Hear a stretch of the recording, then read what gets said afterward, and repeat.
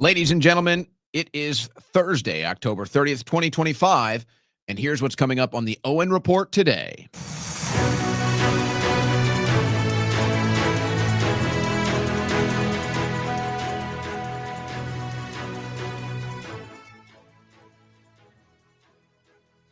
Well,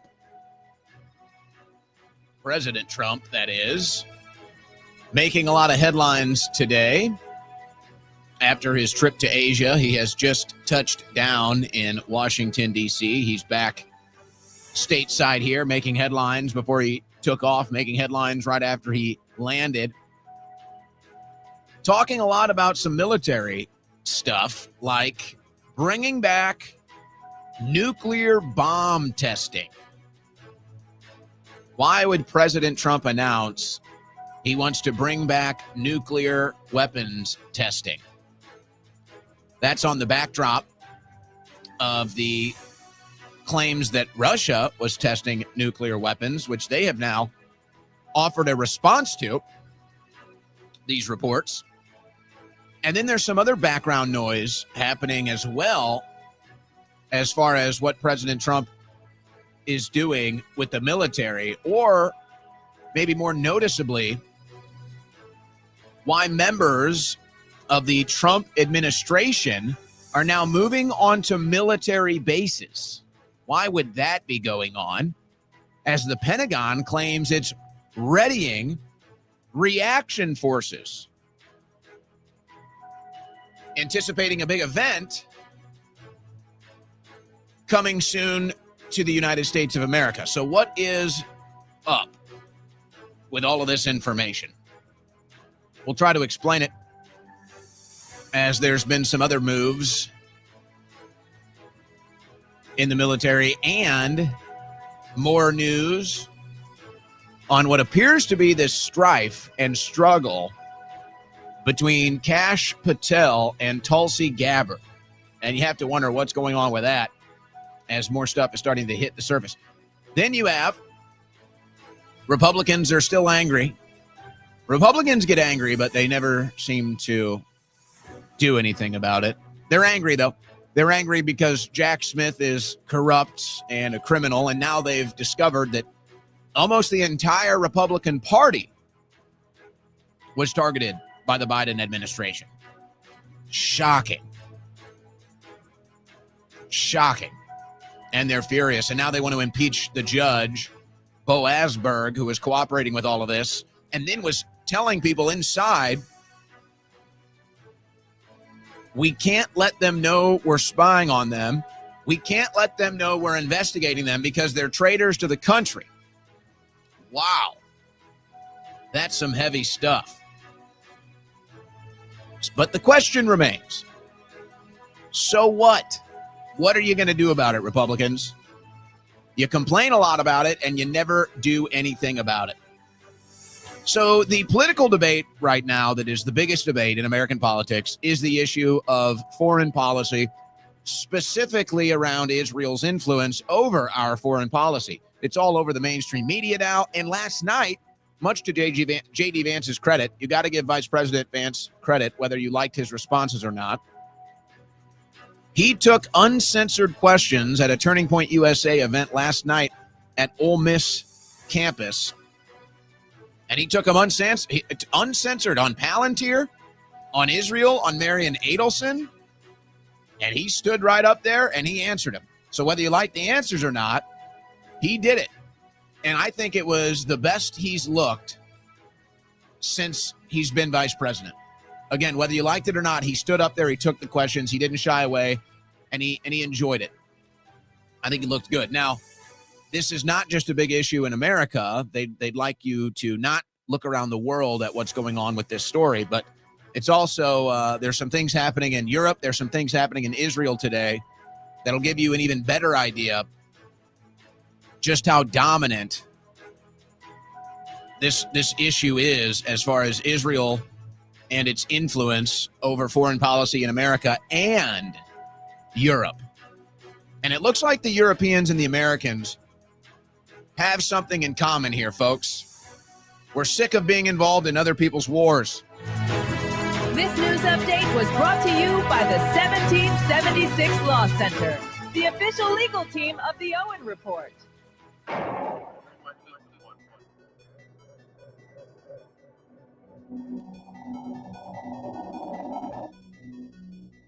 Ladies and gentlemen, your new home for political play-by-play, the Owen Report.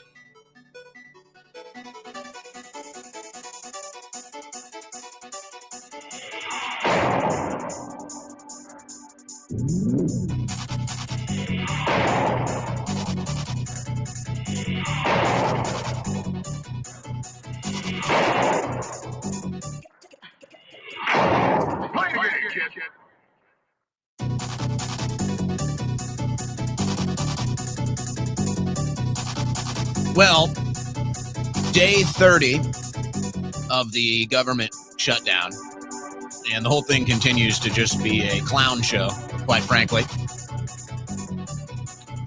Really, it just seems like that's kind of the story. The entire political process, the entire political body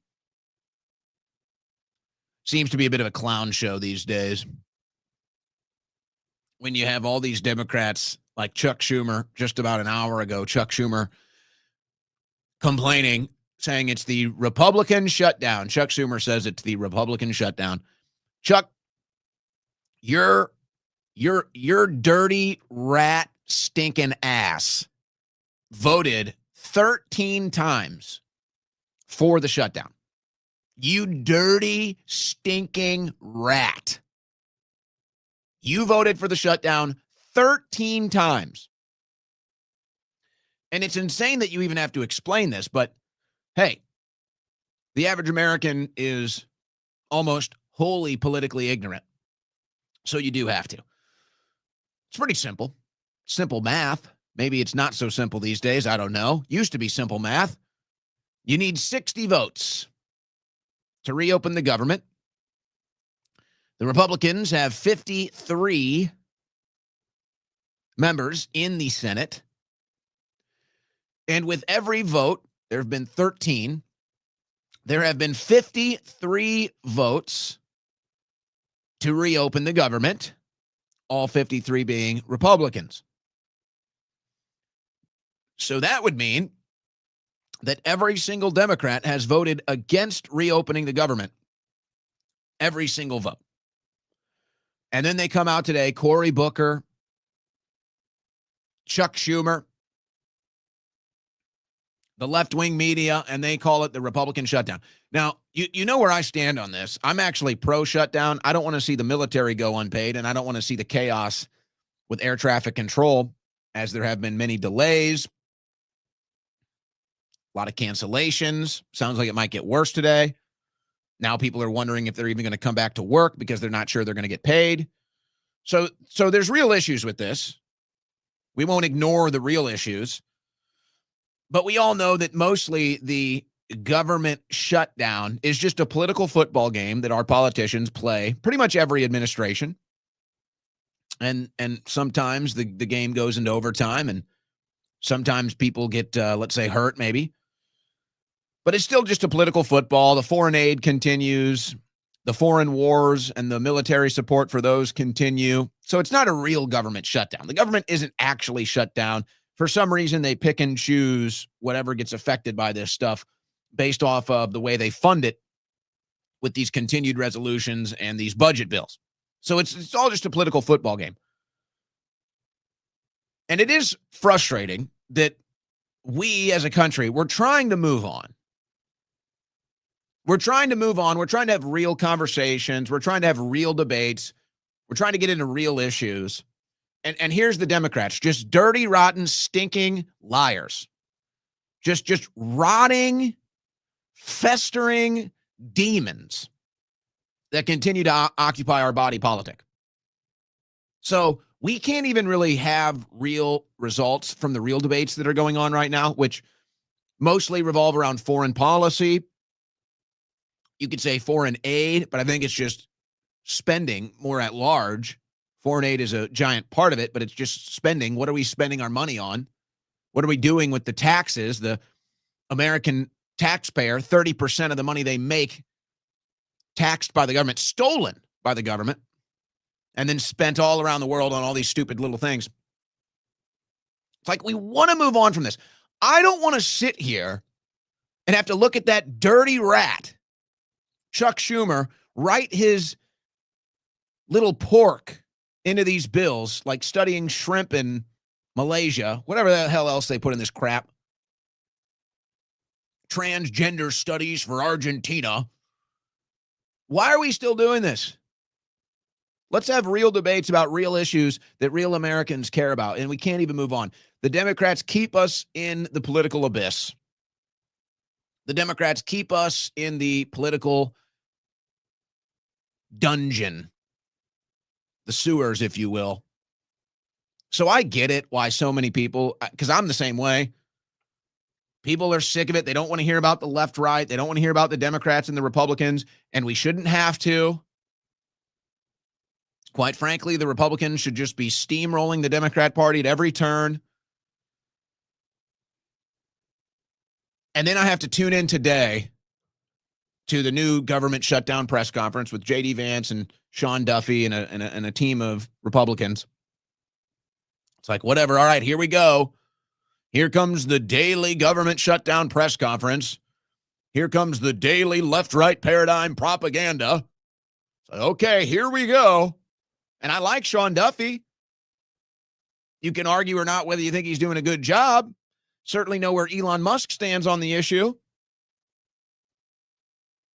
And he gets up there today and says, we shouldn't be holding Americans hostage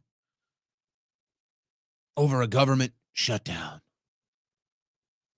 And I just, it's like an automated body reaction. My head goes down, my eyes close, and I start shaking. I'm like, oh my God. Here we go. Who is holding Americans hostage? I'm sorry, you're talking about the welfare recipients? Yeah. You're talking about the charity that's holding them hostage?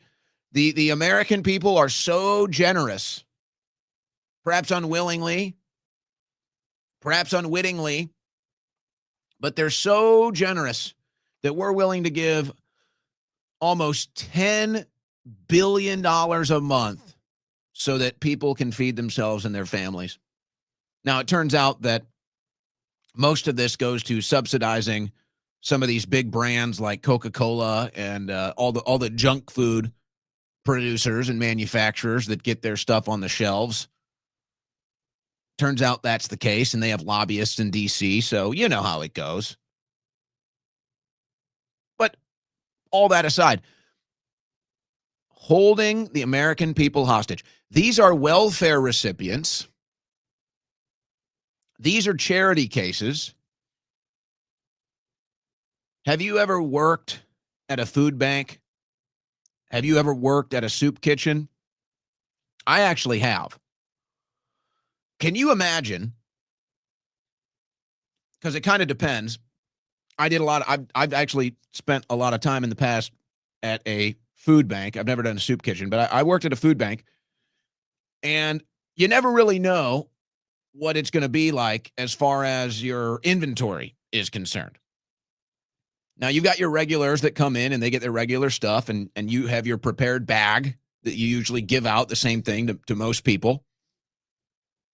But you never know how much inventory you're going to have and what you're going to have and what you're not going to have. Now, most people I dealt with were always very kind. I never had any issues with that.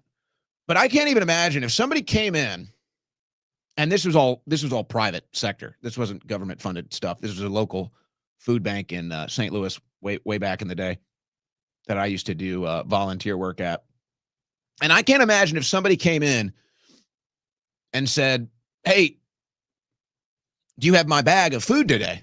And I said, I'm sorry, I don't have it today. You're going to have to wait. Why are you holding me hostage? I'm sorry, what? Why are you holding me hostage? Nobody made you come to the food bank. You decided to do that. So it's the same thing here with these SNAP benefits. Holding Americans hostage? Come on. They're lucky that the American people allow this welfare to continue. There's no hostage situation here. Nobody's being held hostage. And then this gets projected at the American taxpayer that is already sick of it all. The American taxpayer that's already living paycheck to paycheck. The American taxpayer is looking down at their most recent paycheck and the taxes coming out of it and their bank account and their bills and everything else, and they're saying, oh, whoa. Boy, it's tough out there. We're going to be a little close this month. And then it's, oh my gosh, the welfare recipients are being held hostage. Nobody's making them be welfare recipients. Nobody's making them reliant on government welfare. But this is the slop. This is the crap you get. So, hey, I get it. You don't want to sound cold-hearted and you want to win elections, and maybe you think these people might vote for you sometime. Maybe you think a welfare recipient might vote Republican one time. And so you want to be nice. You want to be gracious. You want to feed them. You want to tell them you care. You want to communicate that, hoping they're listening. They're not, by the way. They're not listening. They're not. And it's this giant game. So the Republicans say, Democrats are holding welfare recipients hostage. And then the Democrats say, Republicans are shutting the government down. And then what does the average American say? Hey, do you think maybe you guys could cut my taxes a little bit? Do you think maybe we could stop doing the never-ending foreign wars and expanding them and finding new countries to start new wars in? Do you think maybe we could do that? Do you think maybe we could do something about all the corruption in this country? Arresting the corrupt politicians, the inside traders, the traitors, and then the traitors. No. You're going to hear about the government shutdown. You're going to be stuck in the stands of the political football game known as the government shutdown.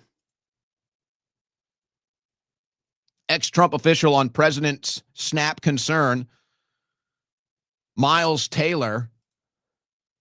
This is the energy I want, by the way. They think this is bad press.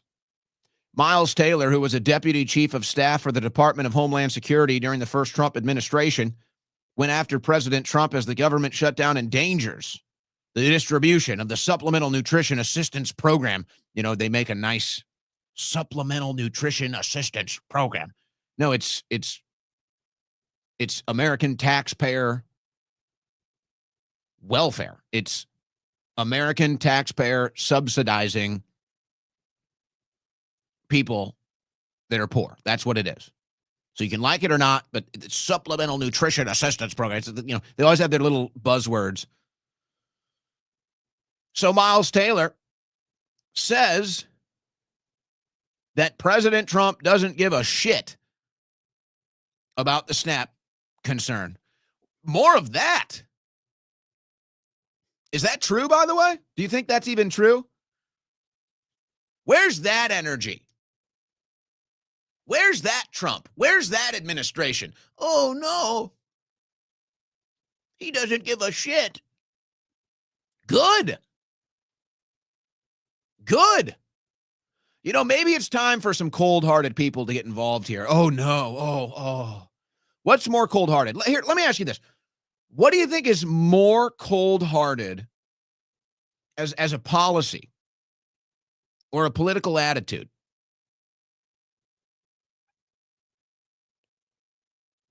What do you think is more cold-hearted? Sending bombs all over the world to kill people? They just came out. They've blown up 15 of these narco-terrorist boats that they say are drug dealers. They've blown up 15 of them. They've killed 60 people. Supporting the war in Ukraine, probably 1 million dead. Supporting these wars in the Middle East, probably 100,000 dead. Bombing these boats, 60 dead that we know of. What's more politically cold? Being directly involved with killing people? Or saying, sorry, there is no more government charity. Sorry. What's more cold-hearted? And then what gets presented as more cold-hearted? What are you shamed on? What are you guilt-tripped on? Oh my gosh. You don't want to feed hungry people? It's not what I said. I said, I don't want there to be a government charity. I don't want there to be government welfare. We have plenty of rich Americans that are more than happy to give to charitable causes, more than happy to help feed the poor. There's plenty of jobs you can go work, by the way. Sure, absolutely you can get a job if you want one. Doesn't mean, you're still going to be financially struggling probably in the country with the economy in the state it's in, but because that's the real big story. The real big story isn't the government shutdown. The real big story isn't does Trump care or not. The real big story isn't who's voting for the shutdown, who's to blame for the shutdown. That's not the story here. The story is that the American economy is so bad that people have to have government charity just to eat. Is that the case? And I wonder too. Maybe we need to start looking at that. Is that really how bad it is? Because, there's a lot of evidence out there that a lot of these welfare programs, not just SNAP, but a lot of these welfare programs, these people just take advantage of them. In fact, did you know, and I've seen this firsthand, a lot of people that get the SNAP benefits, they actually resell the things they go buy at the grocery store with their EBT cards. Did you know that? Yeah. Some of them receive the SNAP benefits. They own their own stores. They go to the grocery stores where they can spend their SNAP money. They buy a bunch of stuff, and then they put it on the shelves at their own stores, at their own little corner stores and markets, convenience stores. Nice. Did you know that some people go to the grocery store and they buy a bunch of candy and junk food? And then they set up a stand on the corner of a street downtown and they sell it. That candy bar that they bought for 50 cents, they sell it for $2 on the streets. They go to the local hangouts, the local parks, the local pools, wherever, and they resell. Straight cash, homie. Did you know that? How bad is it really? How many of these people would really starve without the SNAP benefits?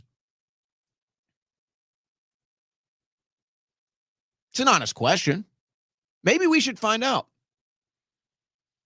Now, of course, they're threatening to riot if they don't get their benefits. That's what's happening now.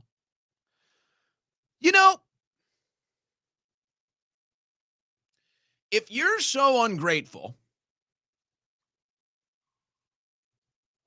and you're so entitled and you're so unwilling to solve your own problems, then maybe you don't deserve government welfare. Oh my gosh, you're so cold. Stop it.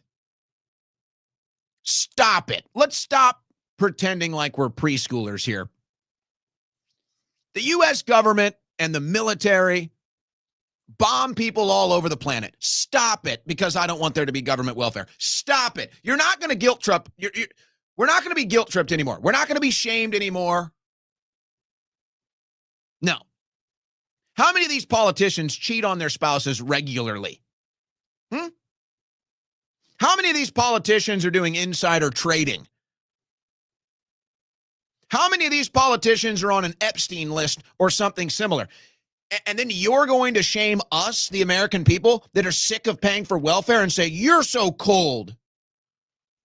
You're so bad. You're so immoral. I don't think so. No, I don't think so, bud. Not going to happen. And you know what? If you really care about these people getting their SNAP benefits at $8 billion a month, well, let's see. I'm not the best at math, but I think I can do some basic math here on the spot. Let's see. We've given $200 billion to Ukraine in the last 3 years. About right? $200 billion? Okay, $200 billion. That would be more than a year of SNAP benefits. And by the way, with all the different government shutdowns, the Ukraine money never stopped. The support for Ukraine, the military support, the financial support, never stopped. And we all know Ukraine is not the only benefactor of this, obviously. $40 billion to Israel since Trump has been in office. $40 billion to Argentina. So the number here, let's just look at three countries. Between Argentina, Israel, and Ukraine, what are we looking at here, guys? About $300 billion? We're looking at about $300 billion that our government gives to foreign countries, mostly just for war. Most of that money is just for war. The vast majority of that is for killing people. Okay? That could be more than 2 years of SNAP benefits. And then I'm going to be shamed. The American people, we're going to be shamed. We're going to be guilt-tripped because we don't want to do foreign aid anymore. We don't want to do foreign wars anymore. $200 billion. It's probably, really, if we're looking at it all, we're probably at about $400 billion just since the year 2020 in foreign aid. Probably more. But you're the bad guy. You're shamed. If you're against supporting Israel, if you're against supporting Ukraine, if you're against the foreign aid to Argentina, you're the bad guy. And then if you don't want to do the SNAP benefits, you're cold-hearted. You're cold-blooded. No, that's not going to fly anymore. That's not how we're going to do business here anymore. If you want to guilt trip us, we're going to hold up the mirror to you, and we're going to say, oh, if you really care, and maybe you don't, you probably don't, then that's fine. I don't either. But if you really care and you want to guilt trip us and say, oh my goodness, you don't want to feed the poor in America. No, wrong. You don't want to feed the poor in America. Not me. I don't either. But it's you. You in Washington, D.C., you the Republican, you the Democrat, you the White House official, you are the ones, not us. Not us. You are the ones that have given 5 years of SNAP benefits to foreign countries, mostly for killing people. You've given 5 years worth of SNAP benefits since 2020. You, the Republican, you, the Democrat, you, the White House official. You've given 5 years of SNAP benefits away in foreign aid and military aid for killing people, and then you're going to guilt trip us because the American people are sick of it? That's not how this is going to go. So if anybody's going to get the blame for this, it's all of you. It's all of you, including the Republicans. All of you, including the White House, including this administration. You are all to blame. You make the policies. You vote on the policies. You decide where the foreign aid goes. You decide where the welfare money goes. You make those decisions, not us. Because here's the truth. If you put it up to a vote, if you took these issues as a standalone issue, if we lived in a pure democracy, and you said, okay, we're going to have a vote with the American people. Simple vote, one issue. Go to the polls and vote. Do you want to financially and military support for Ukraine? How do you think that vote would go? I guarantee you, the American people would vote against funding and arming Ukraine. Guarantee you. I don't even think it would be close. I think it'd be more than 70% would vote against aiding Ukraine. But that never stops. And apply this to anything. Apply this to foreign aid for Israel. Apply it to foreign aid for Argentina. Apply it to all these different things. And the American people, left and right, will vote against it every single time. And these dirtbag politicians will still do it. Both sides of the aisle. And then they have their petty little political fights. It results in a government shutdown. And then they say, oh my gosh, people aren't going to get their SNAP benefits. What are we doing? We're holding them hostage. No. You did this.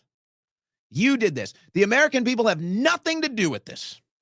You did this. You guys did this. And you guys took the lobbyist money so that this welfare program could benefit some of the biggest companies in this country that are worth billions of dollars. Yes, our government, our politicians are subsidizing the biggest companies in this country with your tax dollars. Who do you think benefits from the SNAP programs? Of course, the people get to eat the food. Do they get it at do the people when they go and use their EBT cards to purchase the food, do they get it at the same price that the producers pay for it? So if the company that makes the candy bar pays a nickel, if it costs them a nickel to put that candy bar on the shelf, does the person with the EBT card, do they pay a nickel or do they pay $1? Oh, they pay $1? We're sick of it. We're sick of it. And we're not going to have the finger shoved into our chest and guilt tripped about this crap. And so this is why things are so out of whack. This is why the whole thing is just like everybody is going crazy because none of it makes sense. It's all so corrupt. J.D. Vance to meet with Duffy and aviation leaders as shutdown gravely impacts crucial industry. Your government can find a way to stick a missile up a camel's ass from 10,000 miles away. But they can't figure out a way to fund the government, guys. They just can't do it. They have no idea. Just no idea. And everybody's going to be guilt-tripped, and everybody's going to have their fingers pointed at them and the finger wagging and everything else. Meanwhile, the real corruption never stops. The real corruption never stops. And here's a golden opportunity. Here's a golden opportunity for the Republicans to actually do something meaningful. Here's a golden opportunity that the Republicans have to actually institute some serious change in this country and stop some of the corruption. And they have no interest in doing it. They'd rather sit here and point the finger at Chuck Schumer.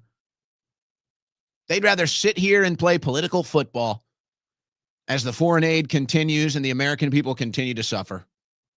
And they want you to talk about some government shutdown and SNAP benefits and feel bad because people that rely on the government, that they're dependent on the U.S. taxpayer to subsidize their lives. And this is what I have to hear about all day. Why don't you do something meaningful? It's really simple. Call up your friends. Here's an idea. Why don't you call up your friend Marian Adelson? She seems to have so much money to spend on politics. She seems to really be a great person. She cares so much about people that she spends hundreds of millions of dollars of her husband's money on politics. Maybe Marian Adelson can bail out these people for a month, right? She has no problem bailing out Israel with her millions of dollars. Maybe she could be interested in bailing out the American people that are starving, Marion. They're starving, Mrs. Adelson. Oh, no. Hey, give us some money. We're going to build a new ballroom. No problem. Where do I sign up? Do I get my name on the plaque? Yes, you do. You, the traitor to America. You, the traitor to humanity. You, the person that helped steal an election in 2020. Just give us some money. We'll put your name on a plaque and we'll give you the honors of being cemented into White House and American history forever. Cool. And by the way, your stocks are up 25% this year. Yeah, how do you like that? That should cover it, right? That should cover it. Your stock portfolio went up about 50 million. So just, pay it forward and we'll put your name on the White House. Thank you very much. And then it's, oh my gosh, snap. Oh my gosh, we don't have the money. Oh no, the people are going to starve. We have to sign this bill. Sick of it all. So here we go. If the SNAP benefits cutoff results in violence, it wouldn't be the first time. So there's this trend now on social media. You've probably seen some of it, where these individuals are talking about if their SNAP cards get rejected, they're going to start stealing. They're going to start organizing and doing like these mass robberies, like a flash robbery at Walmart. Yeah. And we're just going to put up with it, by the way. We're just going to sit here. We're going to watch it happen. We're going to endure it. And your politicians are going to sit there and grandstand about it and make it a political issue. And they could solve the whole thing. They could solve the whole thing overnight. They could stop all of it if they really wanted to. If they really cared, they could stop all of it. Now, this is going to hit this weekend. People seem to get a little weird over Halloween weekend already, so this could just add to that. So no, I'm not going to play this game. If we cross this threshold, which it looks like we're gonna, I don't know. I don't see any movement from the Democrats to do this. And I would say there might be a couple Democrats. I would say John Fetterman is probably one of them. But there might be a couple Democrat senators that would probably like to reopen the government. But see, they're all measured too. So Fetterman could easily come out, and I think Fetterman would like to vote to reopen the government. I actually do believe that. But Fetterman, he's thinking, well, gee, because you know what's going on behind the scenes, right? Fetterman could go when they do the 14th vote and vote to reopen the government and get the votes to 54. But in Fetterman's mind, pragmatic for his own interests, Fetterman says, well, what's the point? Because if I go vote to reopen the government, it's still not going to reopen the government. And then Chuck Schumer is going to give me a call. And the DNC is going to give me a call. And you know what they're going to say? They're going to say, John, good luck. You're on your own. And when you're up for re-election, we can't help you. And when you need campaign funding, we won't have any for you. So Fetterman's not going to do it, even though he would like to. That's how it goes. So yeah, Schumer and the Democrat Party are the ones holding it hostage. There's no doubt about that. But they don't bear all the blame for this. If our politicians actually cared about this country, they would solve this deal overnight. They would get it done. They would find the money. If anything, they would just repatriate all the foreign aid. But they don't want to. They don't want to. So when you see the rioting this weekend, if it goes that way, when you see the rioting this weekend, just know Don't let the Republicans put all the blame on the Democrats. Could the Democrats reopen it? Yes. Is in this moment, in a single action, is it the Democrats' fault? Yes. Yes, that is true. And it's Senator Schumer and the DNC holding the Democrats hostage to not vote for the reopening. But this is all the politicians. No. You Republicans are not going to get away with this. I'm not going to let you get away with this. I'm going to hold your feet to the fire because I vote for you. And we've done a lot of work for you. And we've suffered a lot for you. I'm not going to let you get away with this. I'm going to hold your feet to the fire. I'm not going to let you lazy bums, I'm not going to let you corrupt political scumbags play this game with the American people. I'm not going to let you get away with it. You're not going to sit here and point the finger at the Democrat Party for not releasing SNAP benefits. I'm not going to let you sit here and blame the Democrats because you can't get $8 billion for the welfare state in this country when you will gladly send another $8 billion to a foreign country tomorrow if the opportunity presented itself. No. Nope. Not going to allow that to happen. And if any of you really cared, and again, I don't care. I don't mind being the cold person here. I don't care. End the SNAP program altogether. Just end it. But if you do care so much, it's very simple. Pick up the phone. Maybe call Zelensky. Say, hey, Z. Hey, Z. Yes? Hey, Z, could you put down are you with Hunter right now? Could you just, hold on, Z. Is that Hunter right here in the back? Hold on, Z. Z, are you with me, Z? Yes, I'm here. Oh, Z. Hey, Z, we got a bunch of Americans that are set to starve. It's probably not even true, but okay. We got a bunch of Americans that are about to starve, and, we've done a lot for you guys in these last couple of years. Do you think we could get some of that money back, maybe? Oh, no. We have no. Actually, could we get some money? Oh, you guys need money?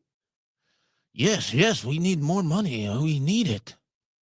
Oh, well, I called you because we need money.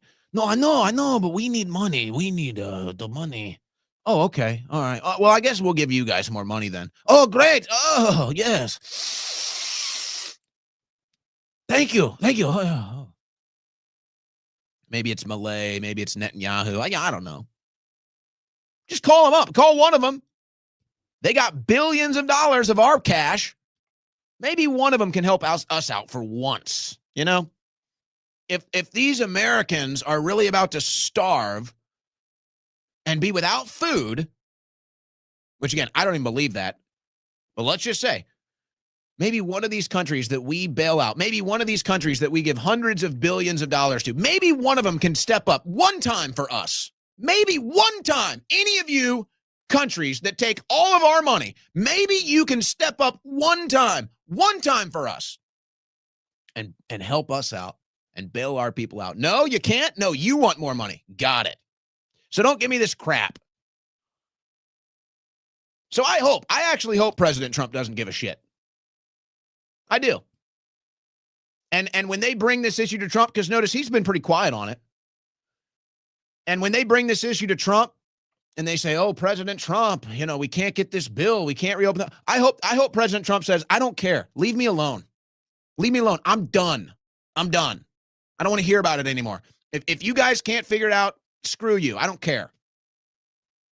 I have nothing to do with it. I got my own agenda, whatever it is. I'm doing trips to do global trade. I'm doing trips to try to get world peace.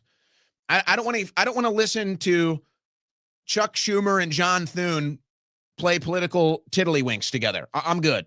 But Mr. President, the SNAP benefits, the people will starve. I don't give a shit. Bye. I actually hope that's how it goes when they bring this up to President Trump. But don't try it. Don't let them do this to us. Don't let them do this to us. Now, if the people riot because they don't get their EBT cards, if the people riot because they can't get their SNAP benefits, okay, those are criminals. They should be dealt with.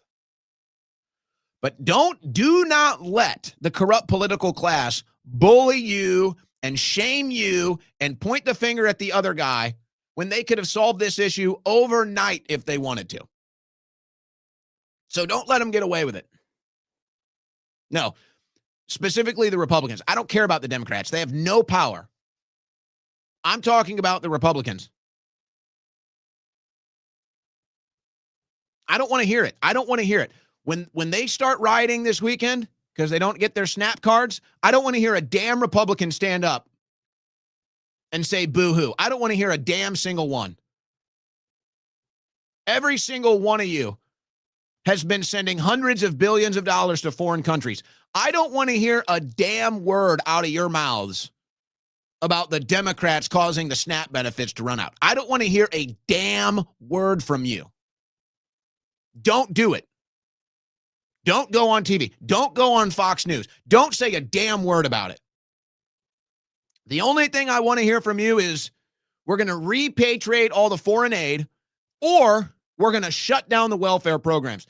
Anything other than that, I don't want to hear from a damn Republican this weekend. I don't want to hear a damn word. Go play golf for all I care. Go hop on a jet ski in a lake for all I care. Don't go in front of the camera. Oh my gosh, the poor people. It's the Democrats. I don't want to hear it. Either go play golf or go on a vacation.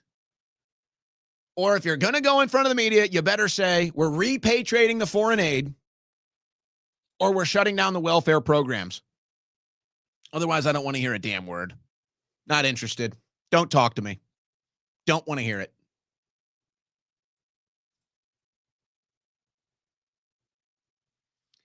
You know, and I feel like most people probably agree with that.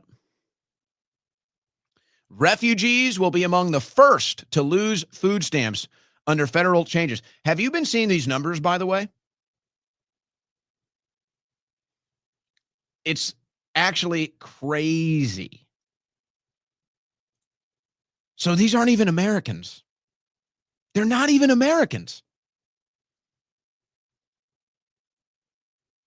And this story goes on to talk about it's all these refugees and asylum seekers and all these non-citizens that are the biggest benefactors of the SNAP programs.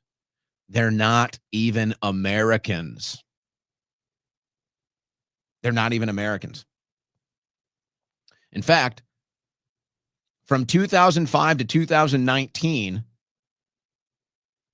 U.S. taxpayers spent $457 billion on refugees and asylum seekers. Welfare for refugees and asylum seekers from 2005 to 2019. Now, imagine that number once Biden got in. You probably spent double that. So I would say it's fair to estimate the U.S. taxpayer has spent $1 trillion on welfare for non-citizens living in this country. $1 trillion. And that's why I just don't want to hear a damn word. That's why I don't want to hear a damn word from these Republicans, because they allow this to happen. They vote for this stuff to happen. And then they pretend like they care. They want to do something about it. They don't. They don't. I don't want to hear a damn word of it. But what about the open border? Biden brought him in. F you, man. And what are you doing about it? What are you doing about it? What are you doing about the Biden border invasion? Are you going to call Mayorkas for congressional testimony? Are you going to investigate Mayorkas for aiding and abetting in human trafficking? No? Then shut the hell up. I don't want to hear from you. It's obnoxious. $1 trillion. So this is what I'm saying. Maybe this is the solution. You know, maybe we have to rethink this. actually. Maybe it's time to rethink the whole messaging here. I think it might be time to think about an entirely new system here, folks. I think it's time to talk about having an entirely new system. It's time to take some power away. Well, really, we should take most power away from DC. But maybe it's time to take some power away from these politicians in Congress too.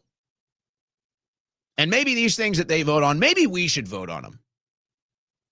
It's very simple. Instead of Congress voting on whether we should send another $100 billion to Ukraine, maybe we, the people, should vote on that instead. How about that? I like that. How about instead of another $40 billion in foreign aid to Argentina, how about we, the people, vote on whether we want that or not? We'll just take a vote amongst the Americans and say, do you want to send $40 billion in foreign aid to Argentina? And let's just take a vote. See what the American people think about that. Let's just take a vote. What was the number? 30 billion, I think they sent to Israel after Trump got in. Let's just take a vote and just say, just ask the American, do you want to send $30 billion in aid to Israel? Let them vote on it and let's see how it goes. And this is, if you want to talk about the real problem with this country politically, if you want to try to boil it down and simplify it and put it on a nice plate for people to understand why this country is so screwed up politically, that's why right there. Because 90% of the stuff that happens in D.C., the American people would never vote for if they could. Never. They would never vote for it. But they don't get a choice. They get to vote for the fake two-party system. They get to vote for one corrupt politician versus the other. And if they're not corrupt when you vote for them, they become corrupt over time. And then they screw you over. I guarantee you, if the American people actually got to decide what happened with their money, none of this stuff would go on. All the stuff that Congress votes on and passes, the American people would never vote for it. It would never pass. You wouldn't see a dime of foreign aid. If it was up to the American people, I don't think there'd be a dime of foreign aid. If you sat down and you had the list of every single country that receives foreign aid from the United States, and the American people got a vote with every single country. You can have every country and the dollar amount that they receive in foreign aid from the U.S. taxpayer, and we just had one vote on each deal. I don't think a single foreign country would get a single dime if the American people could vote on it. But we don't get to vote on it. Our corrupt Congress gets to vote on it, and they vote to send out the foreign aid every single time. And therein lies the problem. We, the people, have no real representation. We don't. And you could maybe argue. You could maybe argue that Donald Trump is the closest thing to real representation we've had in D.C. for a long time. I would be open-minded to that argument. But he still doesn't represent the American people. He still represents the global political system. And it's a perfect case and example. You vote for the guy, and then they get corrupted over time. And don't sit here and tell me President Trump hasn't gotten politically corrupted. You're fooling yourself, folks. You're fooling yourself if you believe that. Just live in reality. Join the rest of us. It's okay. It's okay. Don't exist in a cult. It's okay to criticize the president of the United States. It's okay. It's okay not to agree with everything somebody does. It's okay. It's all right. Don't freak out. Don't get emotional. It's perfectly normal. But that's what it is. Where is the representation? All of these things, if they were left up to a vote for the American people, none of it would ever pass. None of it. But it passes every single time in Congress. And there's your disconnect, and there's your problem. And that's why so many people divorce themselves entirely from the political process because it is so corrupt, because it is so disgusting, because it's so infuriating. They just throw their hands up and they're like, oh my God, I'm out. I don't even want to follow it. I don't want to know about it. It disgusts me. I want nothing to do with it. And then the politicians see that and they're like, ooh, you mean we're the most powerful people in this country and we run the government and the American people don't even pay attention to what we do? The American people don't even know what we're up to out here? Oh, this is great. This is fantastic. Because God knows what would happen if they did. Yeah. So that's what you get. And then here you go. Here you go with the political slop of government shutdown. And we don't have money. We don't have any money to pay people. We don't have money to take care of the troops. And we don't have money to take care of air traffic controllers. And we don't have money because of this welfare program that nobody voted for. And you need to feel bad because the political process in D.C. is so pure. The political process in D.C., there's no corruption. We're all good people. So you need to feel bad when things don't go right. You need to feel bad when we can't continue to screw you over. You need to feel bad about that. Sorry, we don't. And isn't that why Trump became so popular? Isn't that why we voted for Donald Trump? Now, I don't think it's the Donald Trump we voted for in 2016, but it's still Donald Trump. But wasn't that the Donald Trump vote a middle finger to the political establishment? Wasn't that the 2016 Trump campaign? The whole establishment is corrupt. Screw them all. We're voting Donald Trump. Wasn't that what we voted for? I thought that's what MAGA wanted. But they've fallen right back into the process. And now they're not even asking for simple change. They're not even demanding getting rid of obvious corruption. They're just falling right into line, eating the slop. And you watch. It'll be so predictable. If they start rioting or doing these group therapy sessions of mass organized retail theft, the Republicans will point the finger at Chuck Schumer. The media will come out and pick which side that they're on. And the real issue, the real problems won't even get a look. Won't even get a mention. And somehow the American people will you'll get blamed and you'll have to bail it all out once again. And we're so sick of it. We voted for Donald Trump in 2016, but now we're right back on course.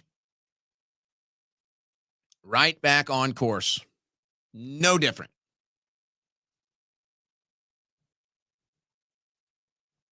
And it's too bad. I don't know. I don't know if we're ever going to have an opportunity like this ever again. It's not guaranteed. You definitely can't guarantee it. This is the perfect opportunity for President Trump, his administration, and the Republican Party to actually institute real change in Washington, D.C. And as President Trump promised in his original inaugural address, to give the country back to we the people. This is the golden opportunity. But they're not going to do it. And they have no interest in doing it.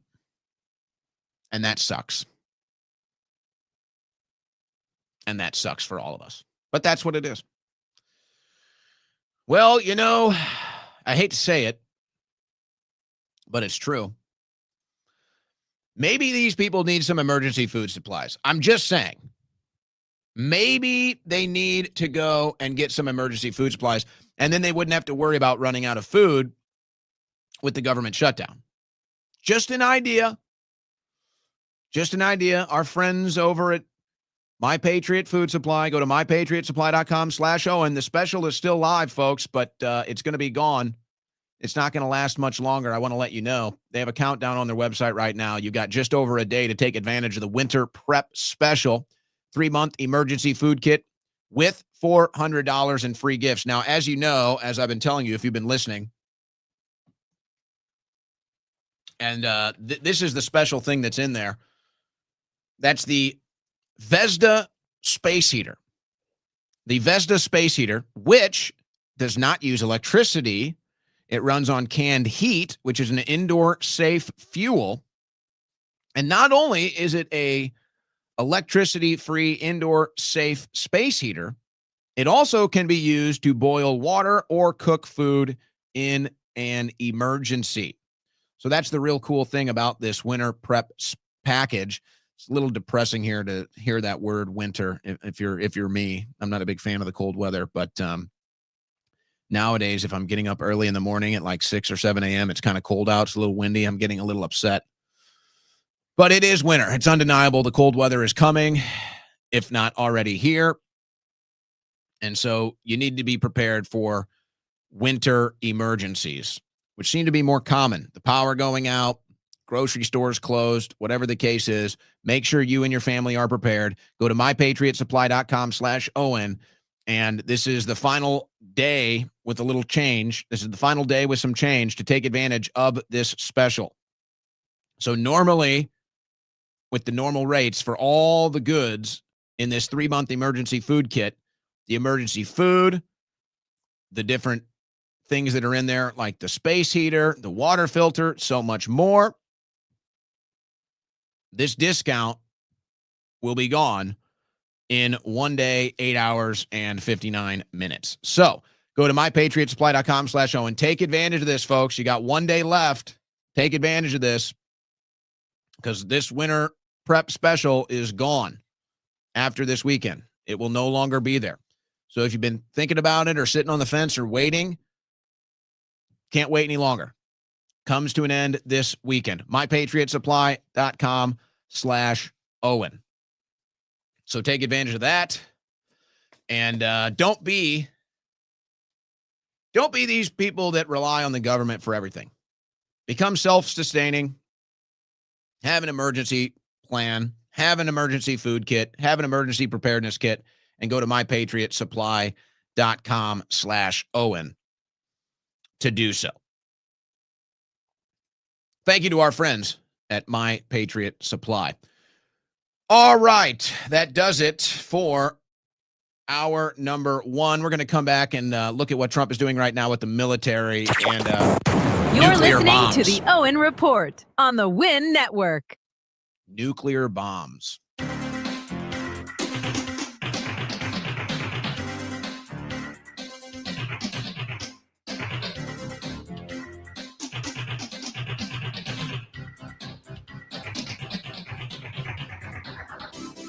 Navigating between the sane and insane. It's the Owen Report with Owen Schroyer.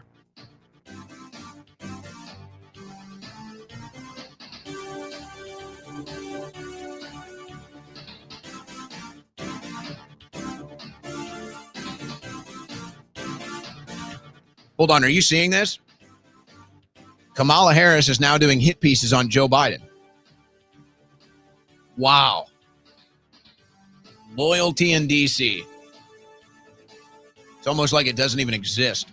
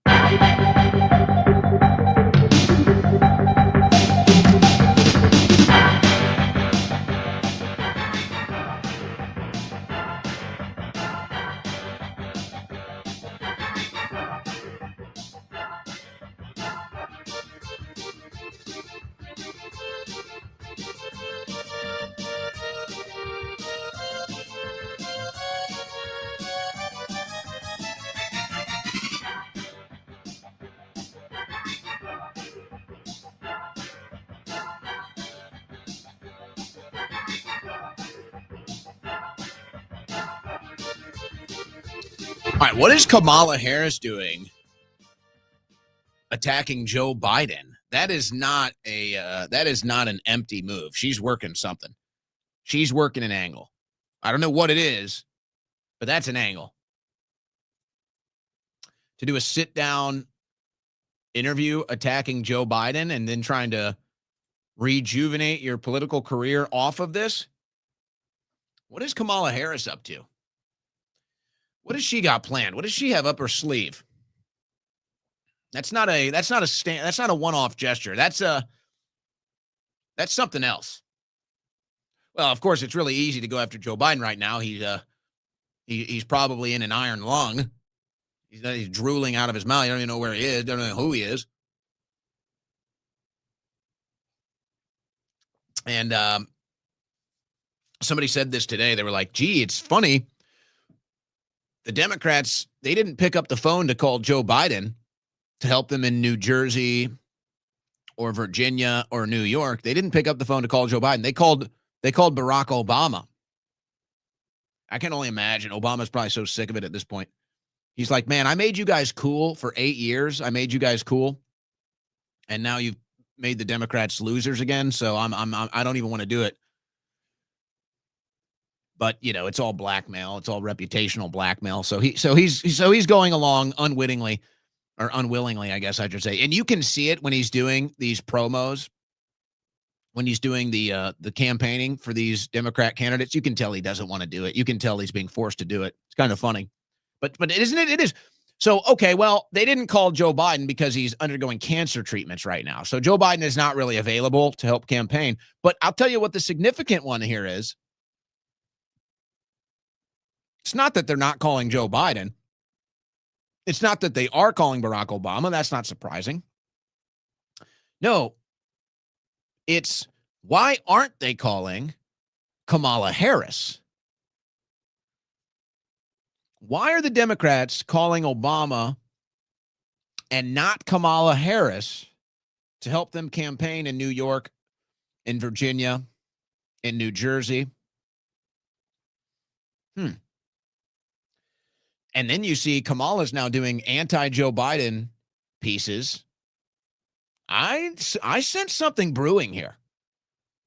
I sense something brewing. I think Kamala might have a chip on her shoulder. I feel like Kamala has a little, she feels a little betrayed. Come on, Kamala, you got to be smarter than that. I guess she was kind of naive heading into this deal, huh? You really thought that you were dealing with honest people? Come on. Come on, Kamala. What is Kamala working right now? I'm telling you, there's something going on there. There's something going on there. The Democrats not picking up the phone and asking her to campaign, and then she's doing a Joe Biden hit piece? There's something working. Something's going on with that deal. I don't know what it is, but it's something. I can tell you that. All right. So, Trump making headlines today. How do you feel about this one? This is like out of nowhere, by the way. It's like, where did this come from? Trump directs nuclear weapons testing to resume for the first time in over 30 years. Maybe this is why Bill Gates is backing off the man-made climate change thing. How do you think nuclear weapons testing helps Earth's environment? How do you think that does for the Earth and its atmosphere? You think that's any good? You notice they never complain about that. It's funny because it's all controlled, obviously. All the climate change activists. It's funny, you guys never mention all the wars. You don't seem to be anti-war as just a general stance. Is war good for the climate? I'm just curious. Do you think war is good for the climate?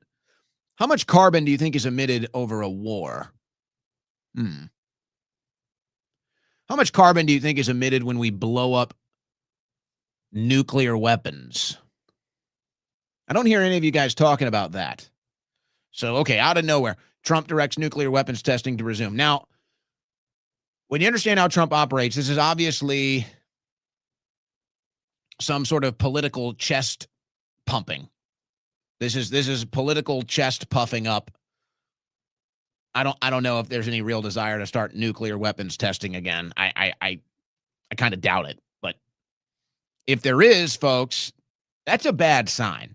Don't you think that's a bad sign? And what happened to the Trump from the first administration that wanted to denuclearize the entire world? Remember that, Trump?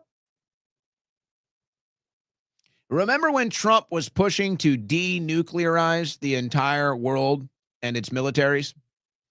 Well, I guess that's no longer on the agenda. Now we're going to start nuclear weapons testing again. So is this President Trump just puffing up his chest because of the drills that Russia is doing and North Korea is doing and China is doing? And they're kind of puffing up their chest a little bit. Now, of course, Trump is ignoring this for obvious reasons, but, now Israel is saying that Iran's got nuclear weapons again. Oh, who could have seen it coming? You mean, I thought we blew up their nuclear weapons facility. By the way, can I tell you, here's what I think went down. And Trump has done this before, by the way. He's admitted he's done this before. I think Trump, and I think he's mostly friends with the Israeli lobbyists. I think he's friends with these people. I think he's friends with Marian Adelson. I think they get along. I think they like each other. And it's really the entire, Israel first wing, let's say, and we all know who they are. So that's fine. That's their issue. And I think Trump is friends with them. They have a good relationship. But he knows they're basically foaming at the mouth. I mean, they're foaming at the mouth psychotics on Middle East policy. And they have a lot of hatred in their heart. So I think Trump calls up Iran and he's like, look, I got the Israeli lobby foaming at the mouth, drooling all over me to bomb you guys. Okay? They won't shut up. They won't leave me alone. They're the only people Susie Wiles allows in my office, and I'm kind of getting tired of it. So here's the deal. All right? I'm sending over a bomber, and we're going to drop a couple bombs on you. All right? We're going to have to do it. I got to get them out of my face. I got to get them out of my office. I think they're becoming psychotic. They're foaming at the mouth. I got to bomb you guys. So we're going to run a bomber in, drop a couple bombs, and get out of there. And there's signs that show Iran was actually anticipating this and there was a lot of activity before the bombing happened. So maybe somebody gave them a tip. So then it happens, and then it's supposed to be over, right? So Trump can come out, he can take his victory lap, and he can say, all right, we did it. We bombed Iran. You're welcome. We bombed Iran. We bombed the terrorists. We bombed the bad guys. The Israeli lobby celebrates. They clap their hands. They got to see people they hate blow up and die. They love it. And Trump's like, okay, I can move on from this. I can move on. I can do some other things. Let's put this behind me. I can deal with other business. All right. Everything's great, right? We blew it up. We destroyed it. Everybody happy? You guys happy? Can you wipe the foam off of your lips? Okay, Levin? Can you clean up your face? You're covered in your own foam here. You're frothing at the mouth. You okay? We're good. We blew up Iran. You good? Okay. And then it didn't take a month. Iran has a nuclear weapon. We have to strike Iran. We have to take it. Oh, okay. So what is it? Why is Trump saying this? Is it pumping up the chest, or are we actually entering a very serious problem here? Because this is no joke. Now, again, I understand how Trump operates, and I understand how he uses the media and headlines to move chess pieces around on the board before he decides to make his next move. I probably would say the odds are that that's what this is. This is Trump making headlines and saying something ahead of some other move he wants to make. But folks, if this is serious, if we're talking about ramping up nuclear weapons testing and getting ready to potentially use nuclear weapons again, because why else would you test? That's kind of a big deal, don't you think? It's kind of not a minor thing to talk about using nuclear weapons. That's kind of like one of the biggest deals, actually. So what's going on here, man? Peacetime president wants a Nobel Peace Prize. Sorry. I can love President Trump as much as anybody. But I'm not going to be delusional. I'm not going to turn into just a liar. If Donald Trump can accomplish what he wants to and get peace deals done and actually stop these wars, then okay, I will talk about Donald Trump getting a Nobel Peace Prize. But right now, they're killing people left and right. There's no peace prize in the conversation here. Stop it. I'm sorry. President Trump might want a Nobel Peace Prize, and he might be doing work so that he can fall into the category of winning a Nobel Peace Prize. Of course, the whole thing is bastardized. The whole Nobel Peace Prize thing is fake now anyway. It's all political. They gave one to Obama while he was killing people. So the Nobel Peace Prize really has lost all meaning. But let's pretend it has some. Let's pretend it has some value. So President Trump might want the Nobel Peace Prize, and he might be doing things to try to put himself in a position to actually earn it. But stop this. Donald Trump's name does not belong anywhere near this conversation. Not when he's killing people coming over here on boats. Not when he's sending military aid to Israel and Ukraine. Sorry. No. It's ridiculous. And now we're talking about nuclear testing for weapons? Nuclear weapons testing? Stop it. There's no Nobel Peace Prize in this conversation. Stop lying to yourself. Say, come back down to reality. It's okay to support Trump, but also be an honest person. Seems like more people are having trouble with that lately, actually. Maybe that's how it is. It seems like a lot of Trump supporters are having trouble supporting Trump and still being honest at the same time. Seems to be an issue. So, sorry if I think nuclear weapons testing is a bad sign. Seems a little foreshadowing, if you ask me. I think it's mostly rhetoric. I think it's mostly saber rattling and chest bumping. But at the 1% chance it's not, that's a little frightening. Especially since Russia and China and North Korea, whatever that's worth, all of them doing the same saber rattling. I don't like that. If Thomas Massie wants to run for president, folks, he'll run. And he'll be a serious contender. This is the issue right here. And this is what people are sick of on both the left and the right. The military-industrial complex, as we were warned from Dwight Eisenhower. The military-industrial complex demands about $50 billion per year in war. As soon as we quit spending $50 billion per year in Afghanistan, we started spending $50 billion per year in Ukraine. Watch where the next $50 billion per year goes when we stop sending it to Ukraine. The military-industrial complex is always hungry. Thomas Massie is right. And that's the rhetoric that will win the next presidential election. Do not doubt me on this. That is the rhetoric that will win the next presidential election. Now, what will happen is, once all the other candidates realize that this is the most popular thing that you can say, and you'll draw votes from the left and the right on this issue and standing against it, then all the other politicians will say it too and just lie about it. And as soon as they get in, they'll continue the military-industrial complex spending. This is how it always goes. And the proof is right there in front of you. Barack Obama, Donald Trump. Exact same story. Both were anti-war candidates. Both campaigned as anti-war candidates. And then as soon as they got back in, the wars kept going. Now, look, Trump is nowhere near as bad as other presidents have been, especially Barack Obama. So before the Trump cultists out there start ripping their hair out and flipping their desks and screaming at inanimate objects, calm down, lower your blood pressure. Trump is nowhere near the war hawk that all the other presidents have been. All right? Calm down. So just calm down. Lower your blood pressure. I know you're freaking out. Some things tend to trigger you guys. You're kind of like the woke left now. But let's not pretend like Trump isn't supporting the military-industrial complex. Let's also not be delusional here. Trump hasn't stopped sending money to Ukraine. Trump hasn't stopped sending money to Israel. It's all still going on. All right. Now, Trump, I think, extremely hesitantly bombs Iran. I think Trump extremely hesitantly in his first administration bombed Syria. I don't think he wanted to do it. I don't think he liked doing it, but he made the decision to do it. But I don't think he liked it.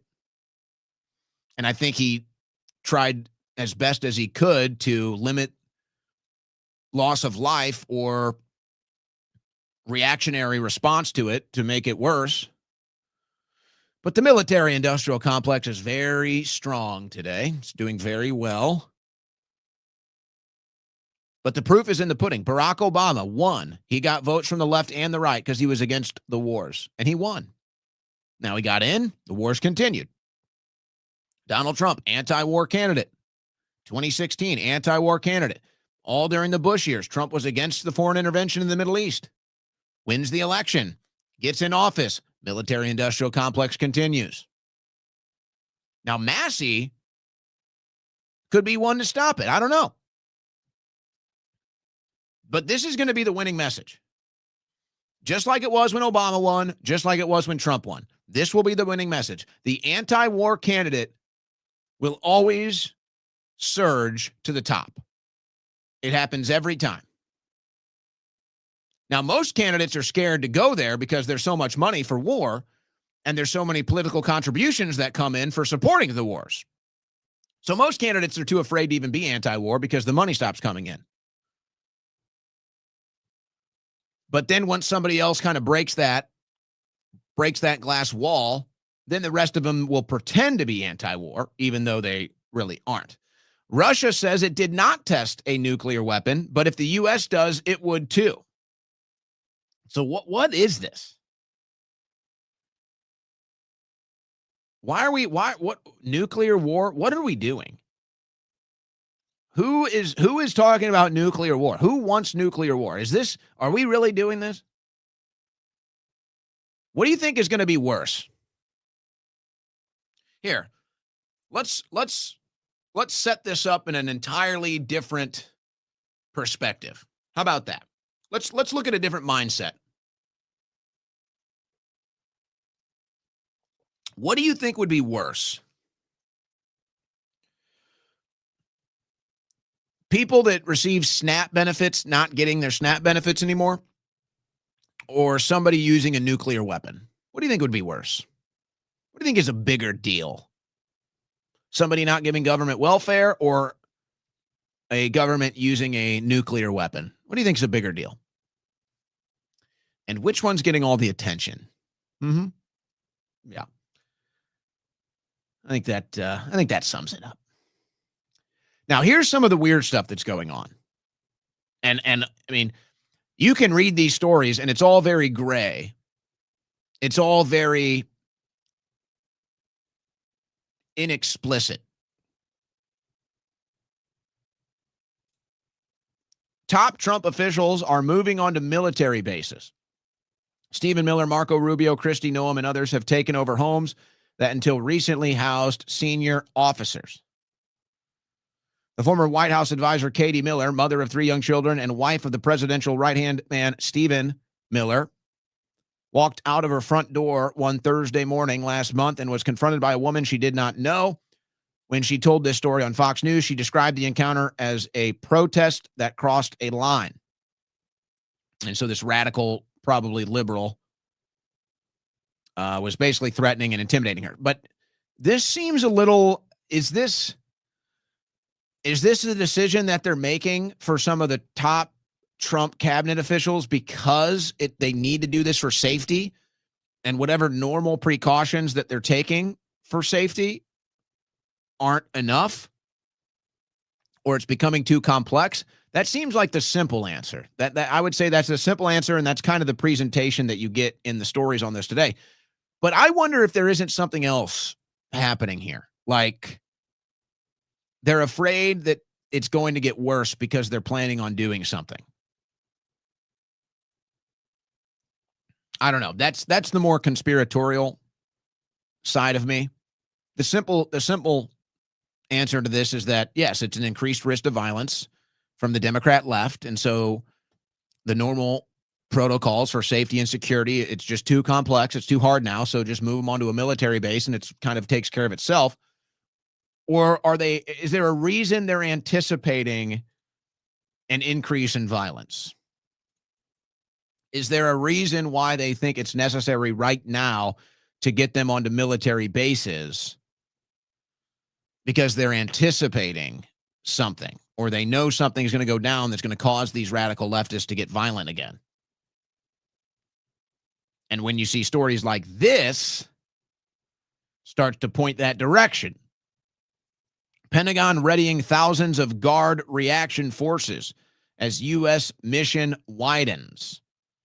The Pentagon has ordered thousands of specialized National Guard personnel to complete civil unrest mission training over the next several months, an indication that the Trump administration's effort to send uniformed military forces into urban centers, once reserved for extraordinary emergencies, could become the norm. Now, I would say it's an extraordinary emergency that we have right now. We just had an invasion of the country. 20 million people come in here illegally, many of them violent criminals. There's a deportation effort underway to get them out, but there are radical left-wing terrorists that are stopping them. So, no, I would say we're in a pretty extraordinary emergency, actually, Washington Post.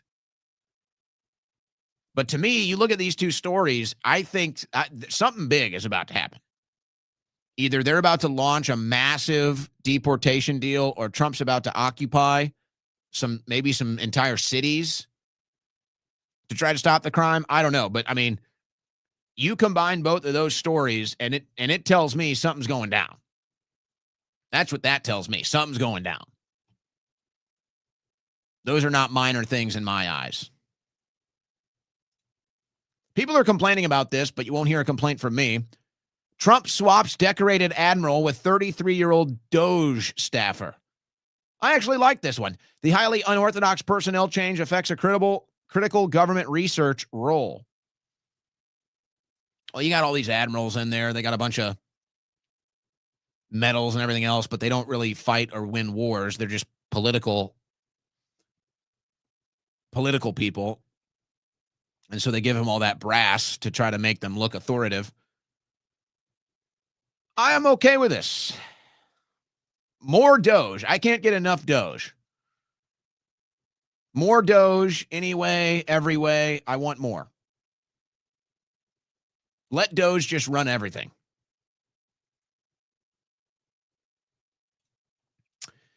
Kash Patel looks to block Tulsi Gabbard's rise as Trump team intel split intensifies. This is getting very interesting. We had the stories developing earlier this week with Kash Patel shutting down Tulsi Gabbard and Joe Kent from investigating potential foreign involvement in Charlie Kirk's assassination. And now this. A sharp divide at the top of America's national security apparatus is bursting into public view as the FBI has told Congress it strongly opposed a plan that would hand the nation's counterintelligence reins to the Office of the Director of National Intelligence. That's Tulsi Gabbard. The Bureau reportedly warned lawmakers against expanding the authority of Director of National Intelligence Tulsi Gabbard, a letter obtained by the New York Times showed. Gabbard's office would gain sweeping new power under the proposal that was shot down by Congress, highlighting growing unease and division across federal agencies. Well, no, it mostly just seems to be between Patel and Gabbard is where that seems to be focused. Gabbard's team reportedly planned to promote the changes, putting them in another letter. In its note, the FBI challenged claims from Gabbard's office that the broader intelligence community was unified in backing a plan that would place her office at the forefront of counterintelligence operations.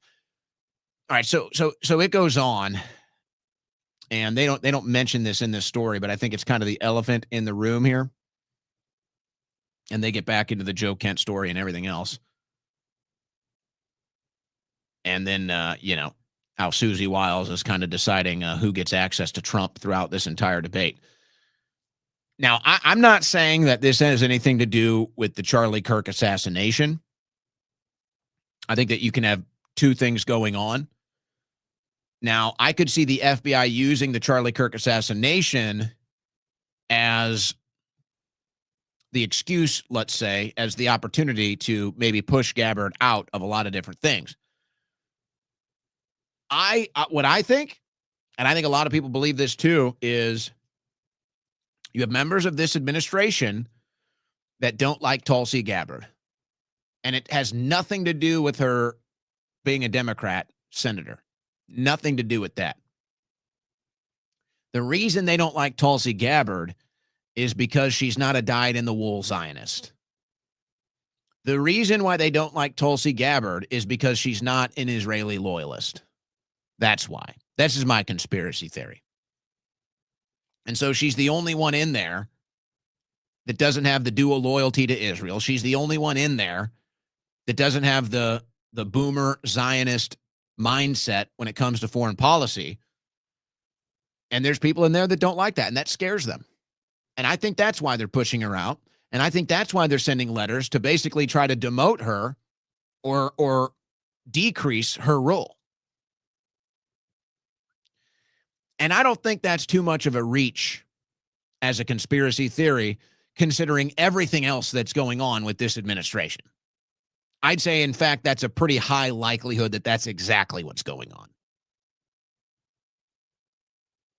And you know what else Tulsi Gabbard has always been?